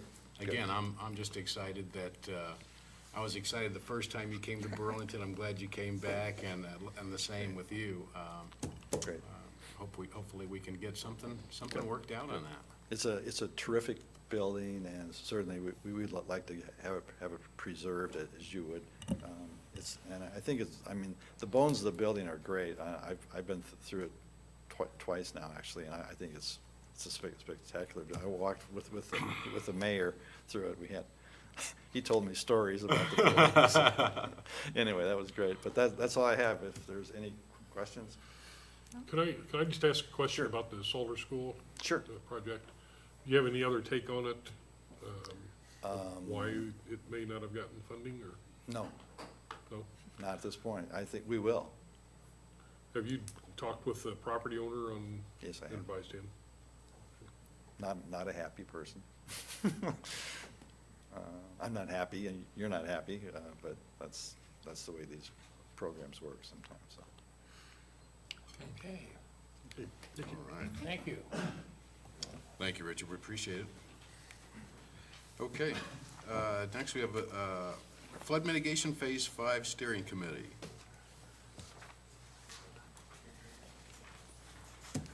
And gentlemen, have safe travels. Thanks. Thank you.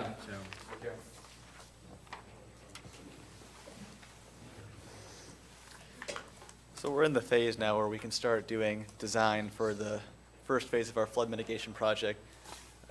Showing up there, it's actually called Phase 5, just the way this thing is structured, but for our intents and purposes, it's the first phase we're doing with increment money. It's the flood wall from the port to the auditorium along the park as well. as well as floodproofing the lift station and then doing a green alley. We also have some money set aside for parking lot improvements. As part of putting the flood wall in the parking lot, they have to tear it up and then rebuild it. So we've set aside about $850,000 for restoring that parking lot. There's the opportunity to do other things in that area. So our consultants would like to get started on choosing the design of the flood wall, choosing what the green alleys will look like, and also choosing whether or not anything is done with that parking lot in between the port and auditorium. They'd like to come down the first week in April and have a series of meetings with all concerned stakeholder groups and then a steering committee that would guide the development of their recommendations and their designs. And as part of that, I would like a city council member to be on the steering committee to represent the city council. The meetings would be April 5th, that's a Tuesday at 7:15 p.m., Wednesday at 5 p.m., and then Thursday, April 7th at noon with an open house meeting that night. I'd like to have the makeup of this steering committee all set by the April 4th council meeting where you could officially designate the steering committee members. Other people on the steering committee are Jim, myself, Ryan Gorley, our park superintendent, Jason Hutchinson with Greater Burlington Partnership. We have a Steamboat Days representative, a representative from the Planning Commission, then the Riverfront Advisory Board, Downtown Partners, and our city engineer. And then we're also engaging stakeholder groups. Steamboat Days is their own stakeholder groups. BNSF is the stakeholder groups. The Short Line Rail is. Just city staff is a stakeholder group. The Riverfront Advisory Committee will be a group. The downtown businesses will be a group. And then various events like the fishing tournament will be a stakeholder group.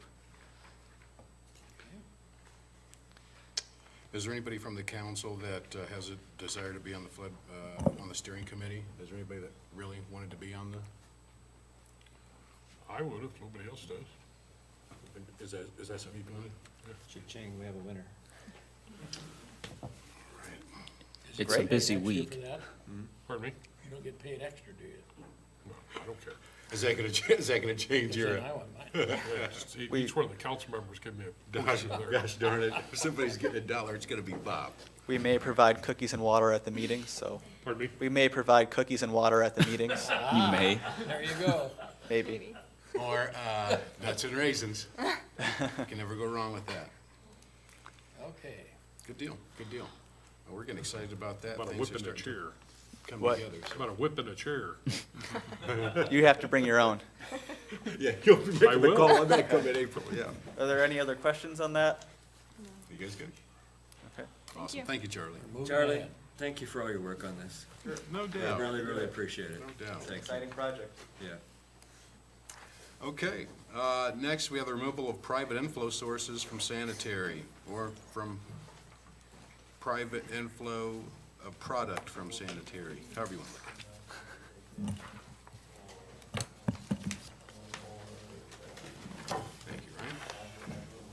Thanks. Thank you. Thanks. Does that make you go down? Okay. Mayor and City Council, Ryan and I are gonna kind of tag team this one. I'm gonna sit here, he's gonna be there. I'm gonna start with, this is a drawing that I used in my, when we talked about it during the budget session, but I think it has a lot of applicability here.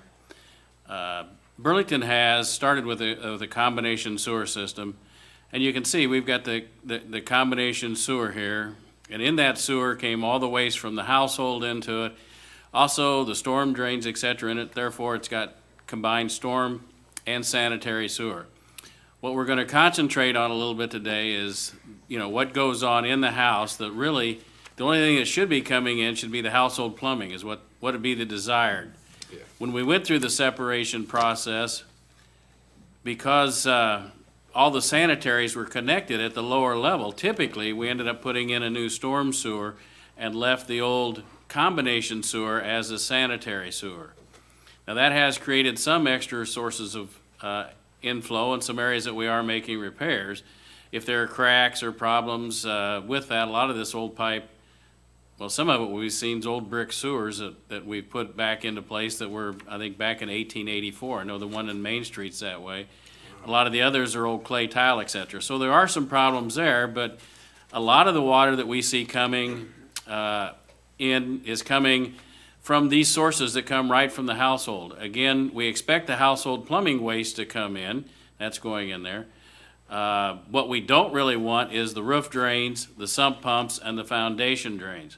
Now, when we've gone through the planning process, and you maybe have seen this when they did the Mazel, they would end up smoke testing a lot of these sewers, and that smoke would come back here, and it would rise out and come out the roof drains. Sometimes there are some area drains in here as well that would show up.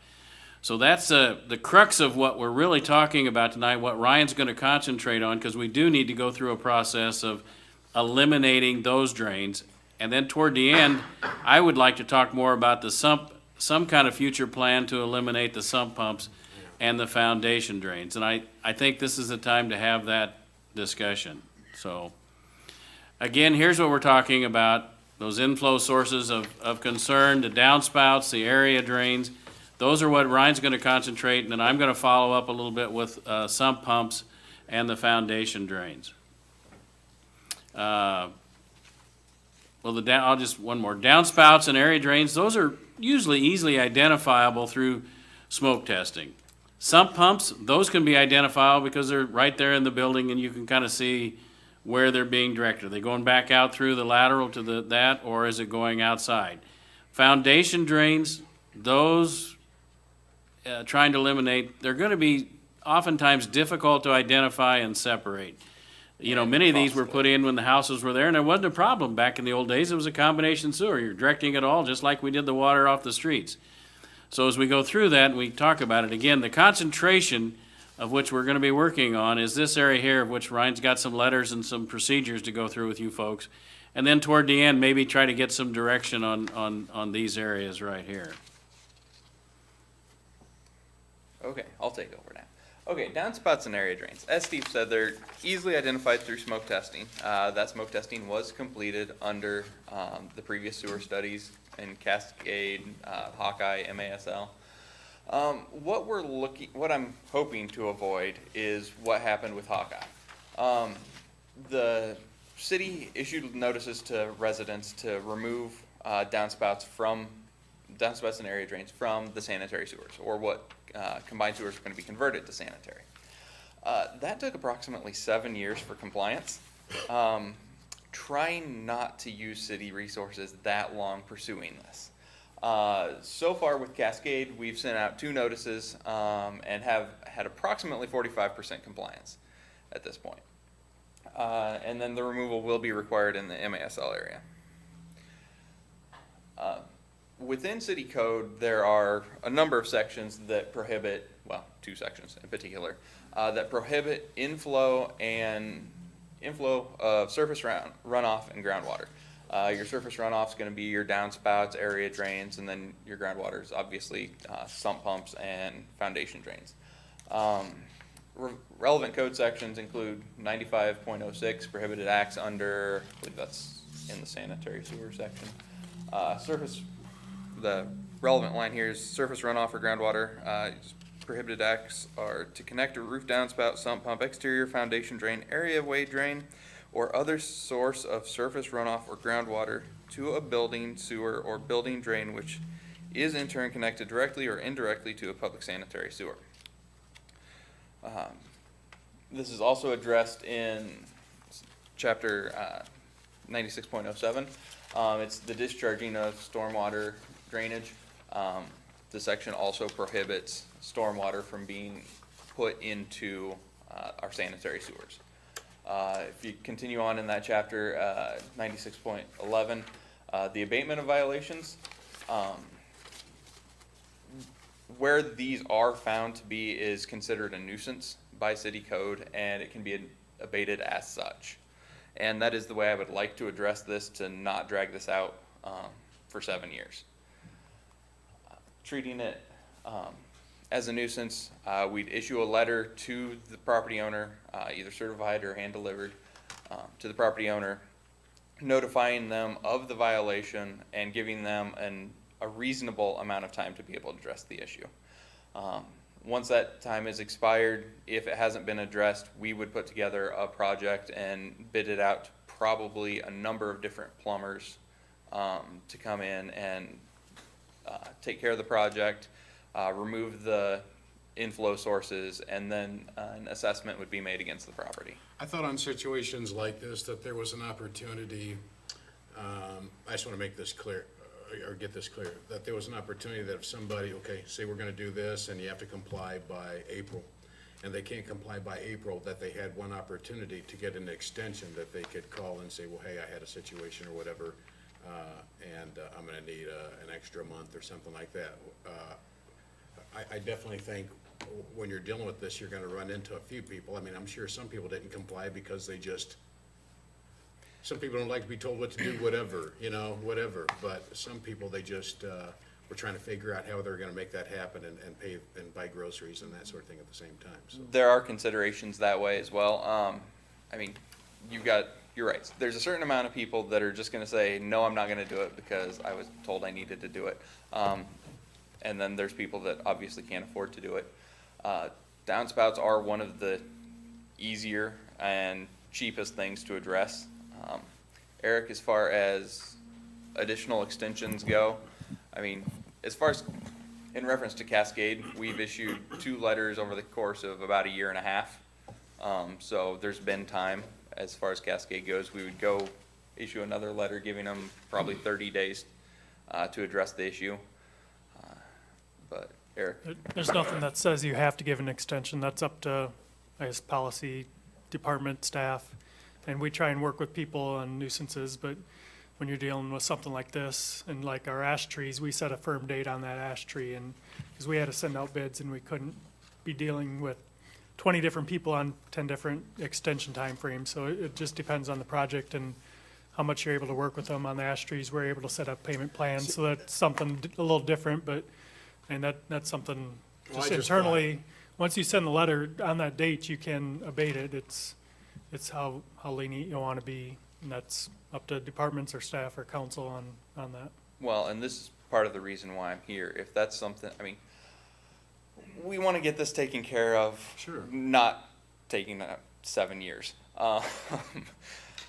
But the primary purpose that we're here is to notify you of what we would like to do, and then that we would like to address this in accordance with city code. But if there are concerns that the council has, we're definitely here to entertain those concerns. If you, I just, again, I hear what you're saying, I agree with you. I just think that there are gonna be those few cases that, yeah, it's like, no, it's not an expensive fix, but you tell that to somebody that after they pay all their bills and buy their limited amount of groceries, that they've got $12 to last them for the Yep. rest of the week, because I know a person such as that, and it's literally down to the dollar that they have, so, I just wanted to see how that process works, especially when it's not, with the ash trees, I just don't think it's the same thing. Ash trees, if you don't get that taken care of, they're gonna fall down and hurt somebody and tear stuff up. You know, on this sort of deal, it just comes down to, the nice thing about the way we've gone about this is generally our combined sewers are converted to a storm sewer. If they were converted into a sanitary sewer, our combined sewers are converted into sanitary sewers. Yeah. So they're oversized sanitary sewers. If we were to come through and install a new sanitary sewer instead of a new combined sewer, that pipe would be much smaller.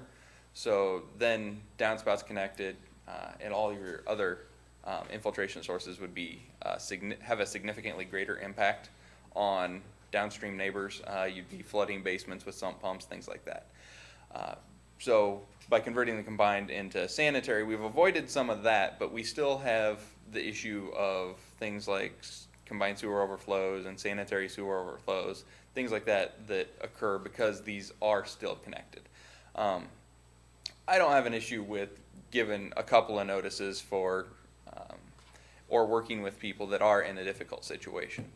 Like I said, I just am trying to avoid this dragging out for 7 years. Enough said. You guys, you don't have to answer any more for me. You guys have been compassionate. I just want to make sure that that was thrown out there, that there is going to be a couple of those cases, but Well, and- I know that we all try to handle them. I know with what my experience is that you guys always try to be merciful as well as getting it done, so. Well, and going through the assessment process could provide them a little bit of buffer there. Eric, how have your abatements worked in the past? Is that just a lump sum next tax season? Okay. I know that when I was working at a consultant firm in college, the city of Fairfield did a sidewalk program where property owners were given, I think they were given 90 days to bring all their sidewalk into compliance that went ward by ward. And there that assessment was drawn out over 5 years. Big thing there is that should be a more costly situation than what we're talking here, at least with downspouts. Area drains can be more costly to address. So what our intended procedure would be to notify property owners of where our sewer separation progress is, and that we're under consent order with the DNR, and that the connection of their downspouts or area drains to the sanitary sewer is a violation of city code. We would provide them a reasonable 30 to 45 day time period for corrective action, and that they would notify us once the work has been completed. Our 45% compliance rate in Cascade, there may be more that have complied and just haven't told us. And then if that doesn't occur, failure to take corrective action would result in us, like I said, putting together a project, taking care of the problem, and then assessing by abating the nuisance. Sump pumps and foundation drains. Steve, I'll let you take over again. They are currently, as Ryan indicated, they're currently prohibited from being connected to the sanitary sewer. They're definitely not allowed in new construction. Because they're prohibited doesn't mean they've been disconnected. And as Ryan indicated, they are a contributing cause of the SSOs, the sanitary sewer overflows, within the separated system. Some ways to kind of look at the foundation potential options is to basically, at the time of transfer, or basically when a property sells, remove both sump pumps and footing drains. Again, I think there's going to be difficulty with footing drains, but with sump pumps, definitely that's something that's extremely doable. And I'll have a little bit of illustrations. That doesn't mean they won't come with issues. And in some cases, we could develop a partnership between the city and the residents to provide funding for the removal of sump pump and footing drains. Again, that's more of a political decision on your part. And maybe there are other options that we haven't even brought up here in this presentation. Just a second, Steve. One correlation to the removal of sump pumps from the sanitary sewer at time of transfer would be what the state requires in rural areas with septic systems.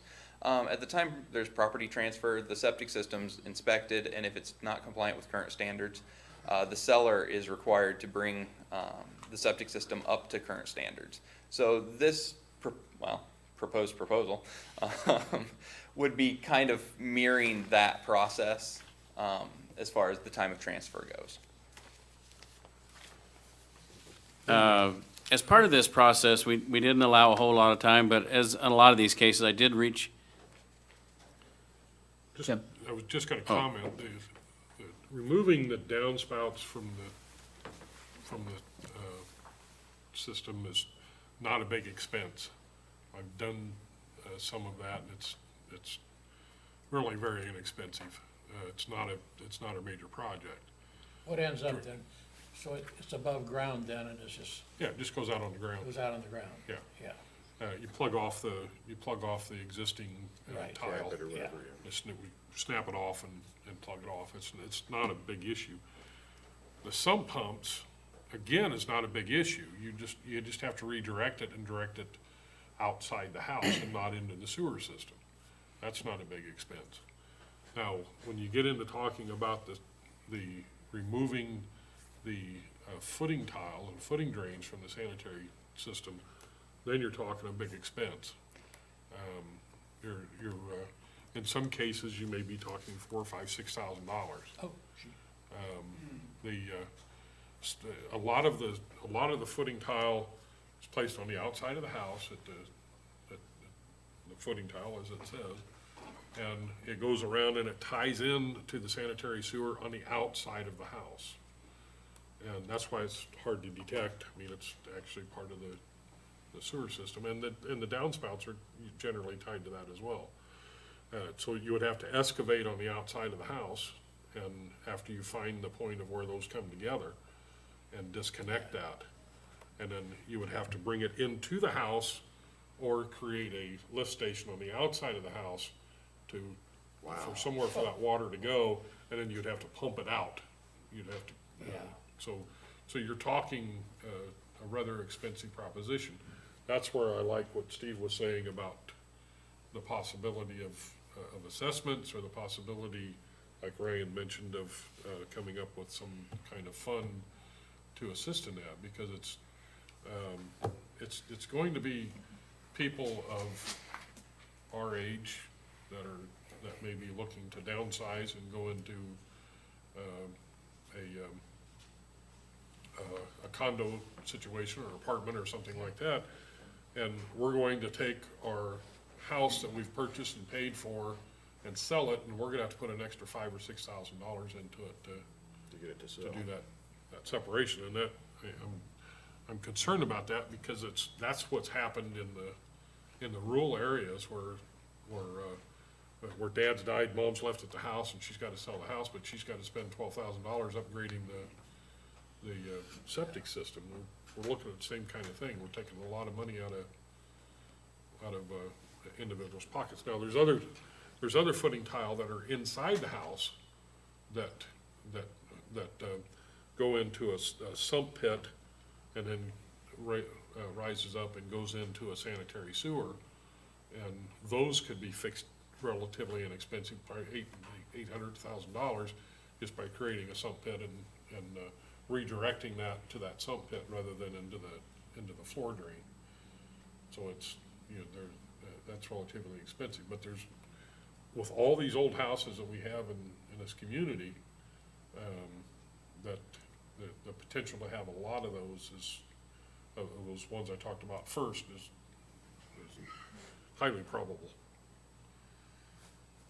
And I think it would make a tremendous difference in our sanitary overflows, make a huge difference in the sanitary overflows, something that needs to be addressed as far as I'm concerned. But keep that in mind as we discuss this, the cost. Sorry. Steve. I'm sorry, I should have put that tag team by me, Ryan, Steve, and you, Tim, and I couldn't have put it any better myself. But, Councilman Scott brings up a very good point, and that's one thing that we did hint at, and that's that, I mean, it is very costly to try and address footing drains on your older homes. Some of my understanding is from like the 50s to maybe even late 70s, had a lot of footing drains that did drain to a sump pump.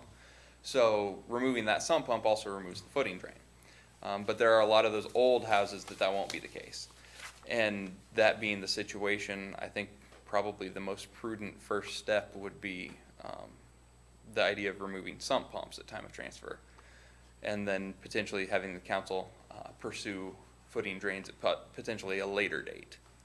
When you're talking removing sump pumps, you're just talking about removing them from the sanitary. Removing them from the sanitary, Not removing yes. them from the basement. Correct.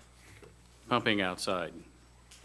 Be it pump Overland. outside or directly into a storm. Pumping sewer. overland versus underground into the Right. sanitary. Pump it right back in. Do we have a standard that would not allow sump pumps to dump into the street?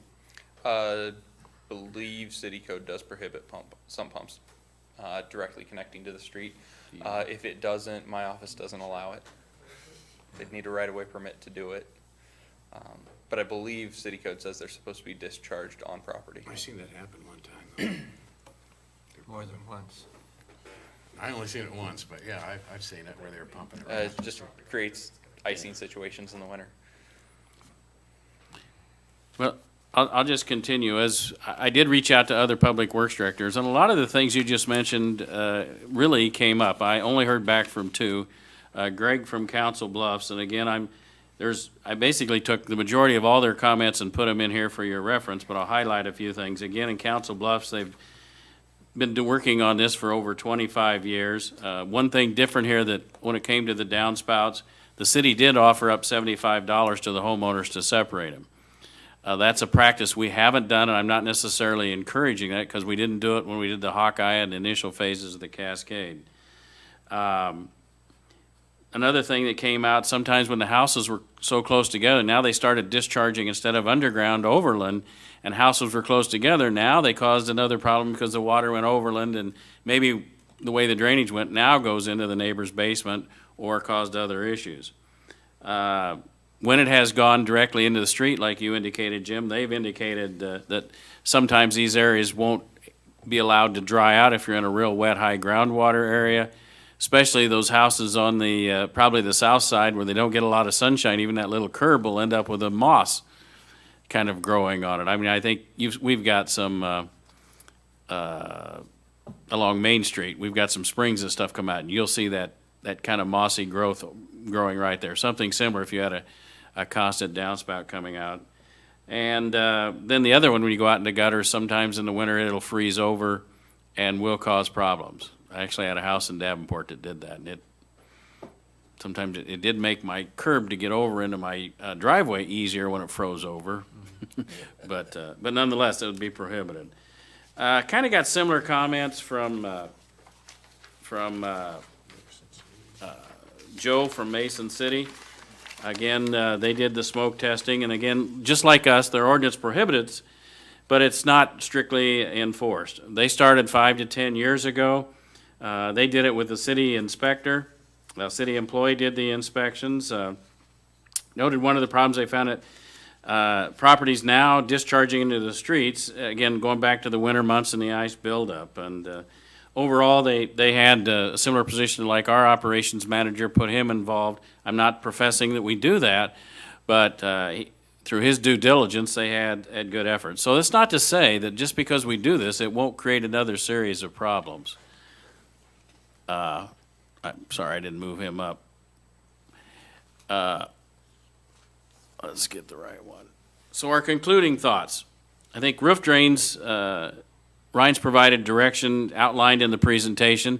That's got a check mark. I think that needs to be done, and it's relatively inexpensive. Sump pumps, we'd recommend start elimination at least at the time of transfer, and we probably set some kind of a date and then maybe a future date where you would have them eliminated altogether.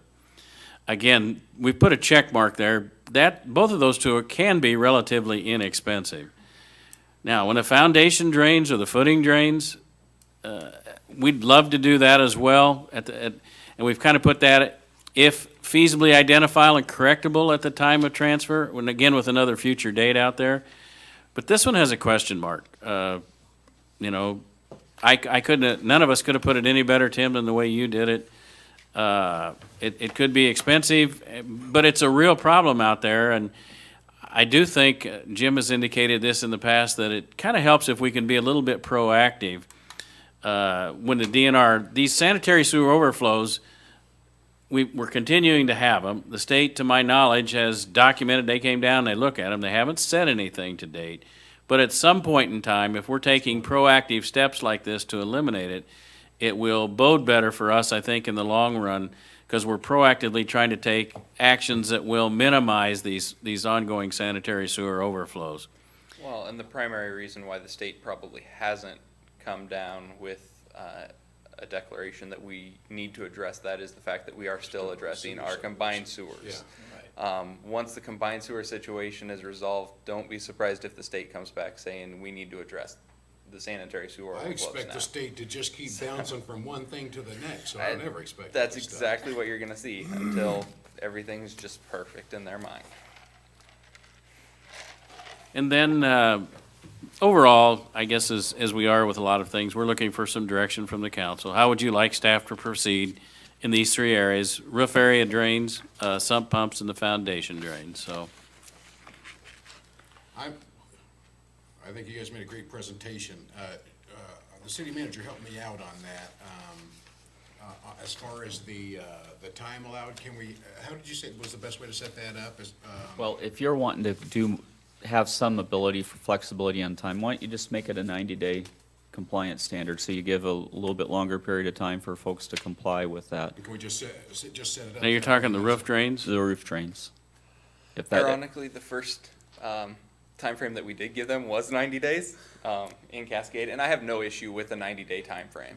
It just, depending on what time of year that notice goes out, that creates interesting timing for us to get it And adjusted again, the same I'm year. just throwing out there, you're the one that's been dealing with it, Ryan, and you know the history of. you're the ones who will get the phone calls. Yep, That's right. I have no issue with the 90-day timeframe. City code might actually, chapter 95, the end of it, I didn't put that up there, did give a 30-day timeframe, but then 96 gives a whatever's reasonable or whatever with abatements. So I don't have an issue with Let's go a 90. 90-day. That's why we're here, is to find out what you guys, exactly how you'd like it.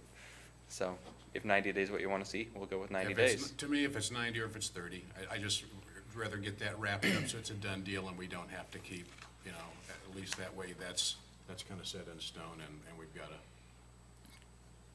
place to go. I did like the 90 days though myself. Now with Cascade, since they've already had 2 notices, does council have an issue with a 30-day notice before we abate? I think, And then going forward in MASL, we do the 90, or would you like to see us do 90 on both? from my standpoint, I think the council ought to say, staff, you have 1 year to get all of the roof drains disconnected in the city, and use your best judgment for getting that done. But I think it's absolutely necessary that we direct the staff to enforce the ordinance and get it done. We can say be as gentle as you can be, but get it done. So you give them 90 days notice right now and they don't get it done, you go back to them and say, we've got till March 15th of 2017 to get this done, and get it done. Just plan on getting it done. I mean, I think that's what our direction ought to be. And I think the same thing with some pumps. I don't think we need to wait until the time of transfer. We're not talking a huge expense.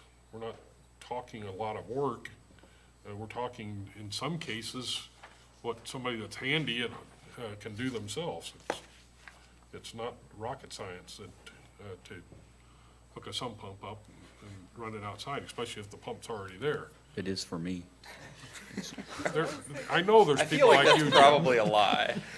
Speak for yourself. That need help with toenail clippers, but, Cam, you and I could come over and help him, couldn't we? pardon me, You and I could come over and help him. yeah. Tim do it for free, for Bob's service, it's gonna I mean, cost you. it's Just like you like to have. Because One- the that means- impact that it's going to have on the sewer system, I think is going to be huge. And if we're not doing that, then the DNR is gonna keep on our tail until we do it. Those are the easy things to do and can make a tremendous impact. And for my profession, I can tell you that there's not very many basements in this community that doesn't have a violation from either sump pumps or from footing tile drains. If it's older homes. Mayor Pro Tem. So then we'd have to set up a program where somebody's gonna go actually into their house and inspect. I don't think that's necessary. I think educating the people on the sump pumps and the roof drains shouldn't be an issue more than going there and knocking on the door once. I mean, if people haven't notified them that they've become compliant, Because we've been doing the notification just through sending them a letter, right?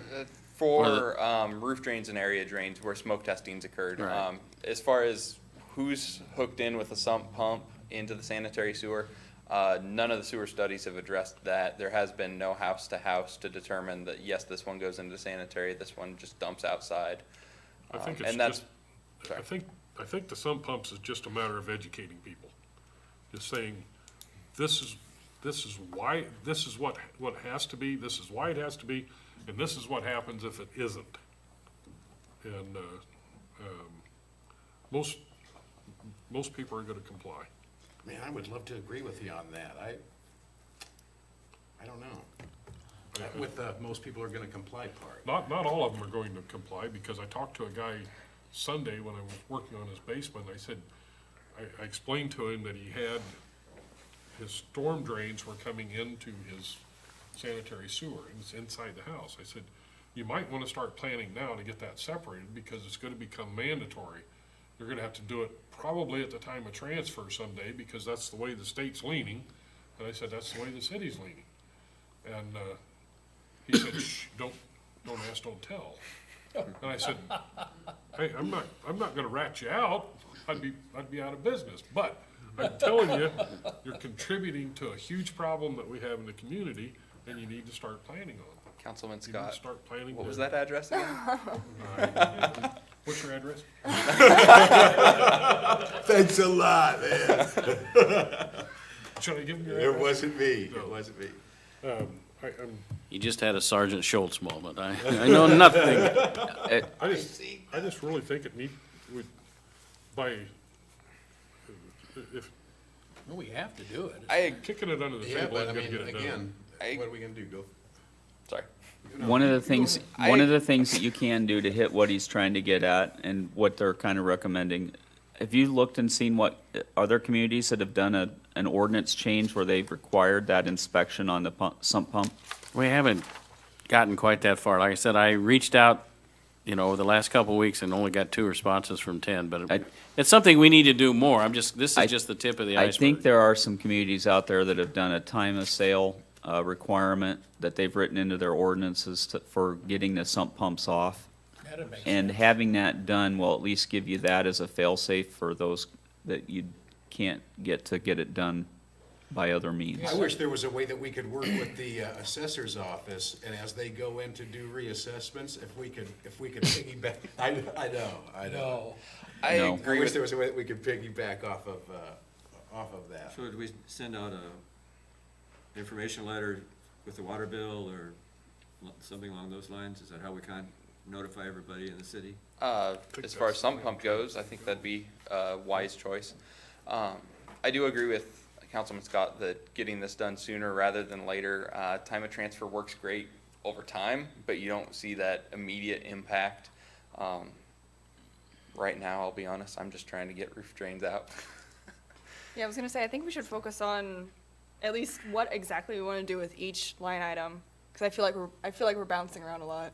But as I far think we need as, to, as far as sump pumps go, that informational letter stating that this is what occurs when your sump pump is in the system and it creates problems downstream, you may see some compliance with that people are willing to address that on their own, and that letter could also include the comments that the council's looking at options for addressing sump pumps. That way it has just a little bit more authority behind it, of this is coming down the line. You may see more compliance that way. But I feel like just informational, you're gonna see at best 45% compliance, because that's what we've seen in So Casco. take me back, Ryan. From your perspective, what's the best way to get compliance on this, to get full compliance as soon as possible on this said issue? Full compliance as soon as possible would be, you'd have to do a house-to-house inspection to find out what's actually connected and what's not, and issue the owner notice that they're in violation, and then treat it as a nuisance. That would be your fastest and dirtiest route. The easiest route is time of transfer, but that doesn't occur quickly. So. But the fastest and the dirtiest route is also gonna cost us, how much money? It's- From, Well, we're gonna have to have somebody And I'm not- going I know house you're to not- house inspecting. Can I give you one quick history? Yes, sir.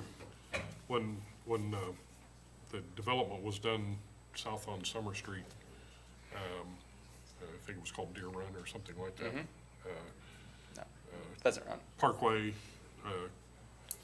between Parkway and Kestner, Yeah, I know. Sioux, Navajo, and that area, there was a huge problem with sewer backup. And the one lady at the very end that lived on Summer Street was having the biggest problem. Her basement literally filled clear to the ceiling. she had, after the second time this happened, she had to take all of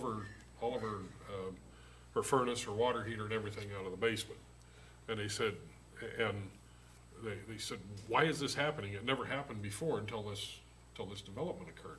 There was also a school teacher that lived out there that was having, I can't remember his name, but he was having the same kind of problems. What the city ended up doing was telling everybody they had to disconnect their sump pumps. And they got partial compliance, not a lot, but then they sent the building inspectors out and had them check. Well, they found out that there was a large number of them that were still connected. What the city ended up doing was put a storm drain tile down the backyards between these streets, and then had everybody hook up to them. And there was a cost associated to the property owners, but it got the job done. It done great for a period of time. I mean, she didn't have any more backup. They also put a backwater valve in at her house too, but it done real well for a long time. But then they started noticing the flow increasing more and more and more. There's a lift station out there, right, Don, that they go into? The lift station couldn't keep up, is what the problem was, but it was because of all this water coming in from all these sump pumps. That was the way that they resolved the issue, and for a long period of time it took care of it. They've had some problems, but nothing like it was back in the early 2000s, late 90s, early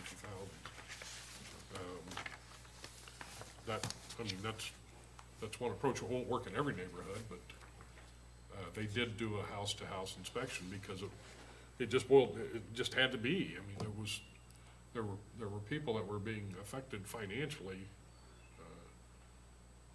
because of that. And that's where I said that we're lucky that our combined sewers have turned into the sanitaries, because they do have the capacity that we don't have the backups that we would if it was a brand-new sanitary line. I don't think that staff is asking for that to be done at this point, but there are, I think, the two action steps that they are looking for. They're wanting to send out the letters on the downspouts, so that you're just aware that this is going on over the course of this next year.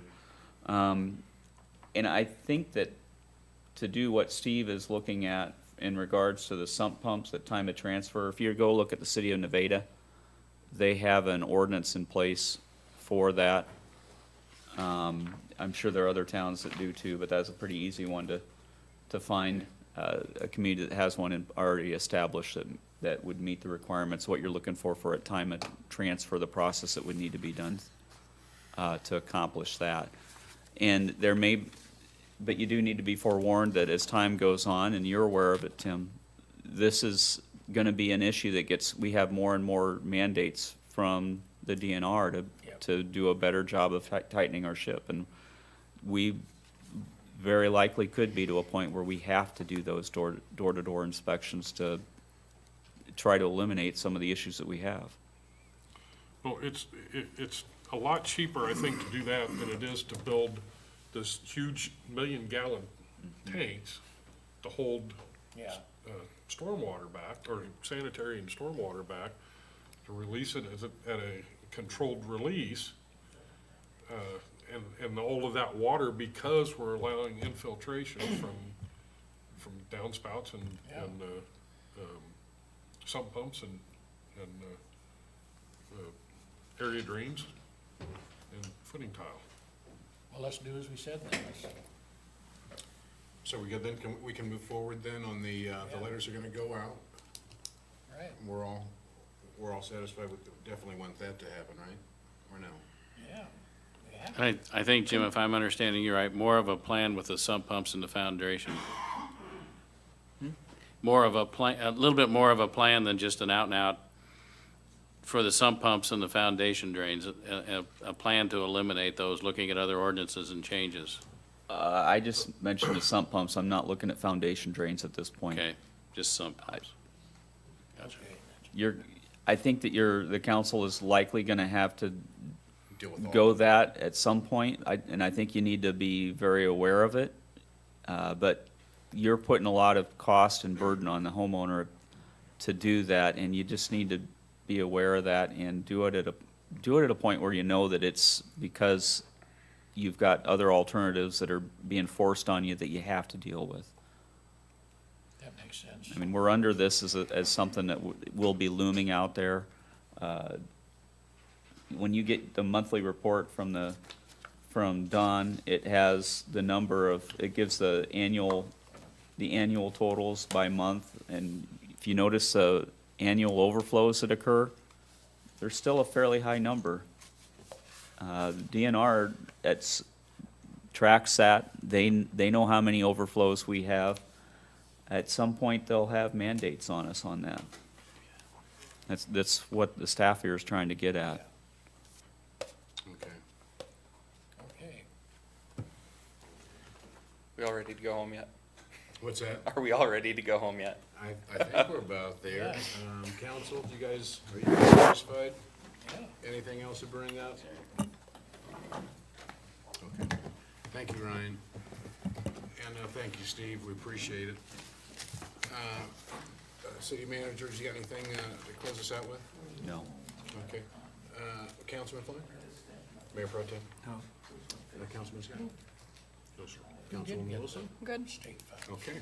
Then we're gonna close on out tonight again. Thank you guys for your time. Good night.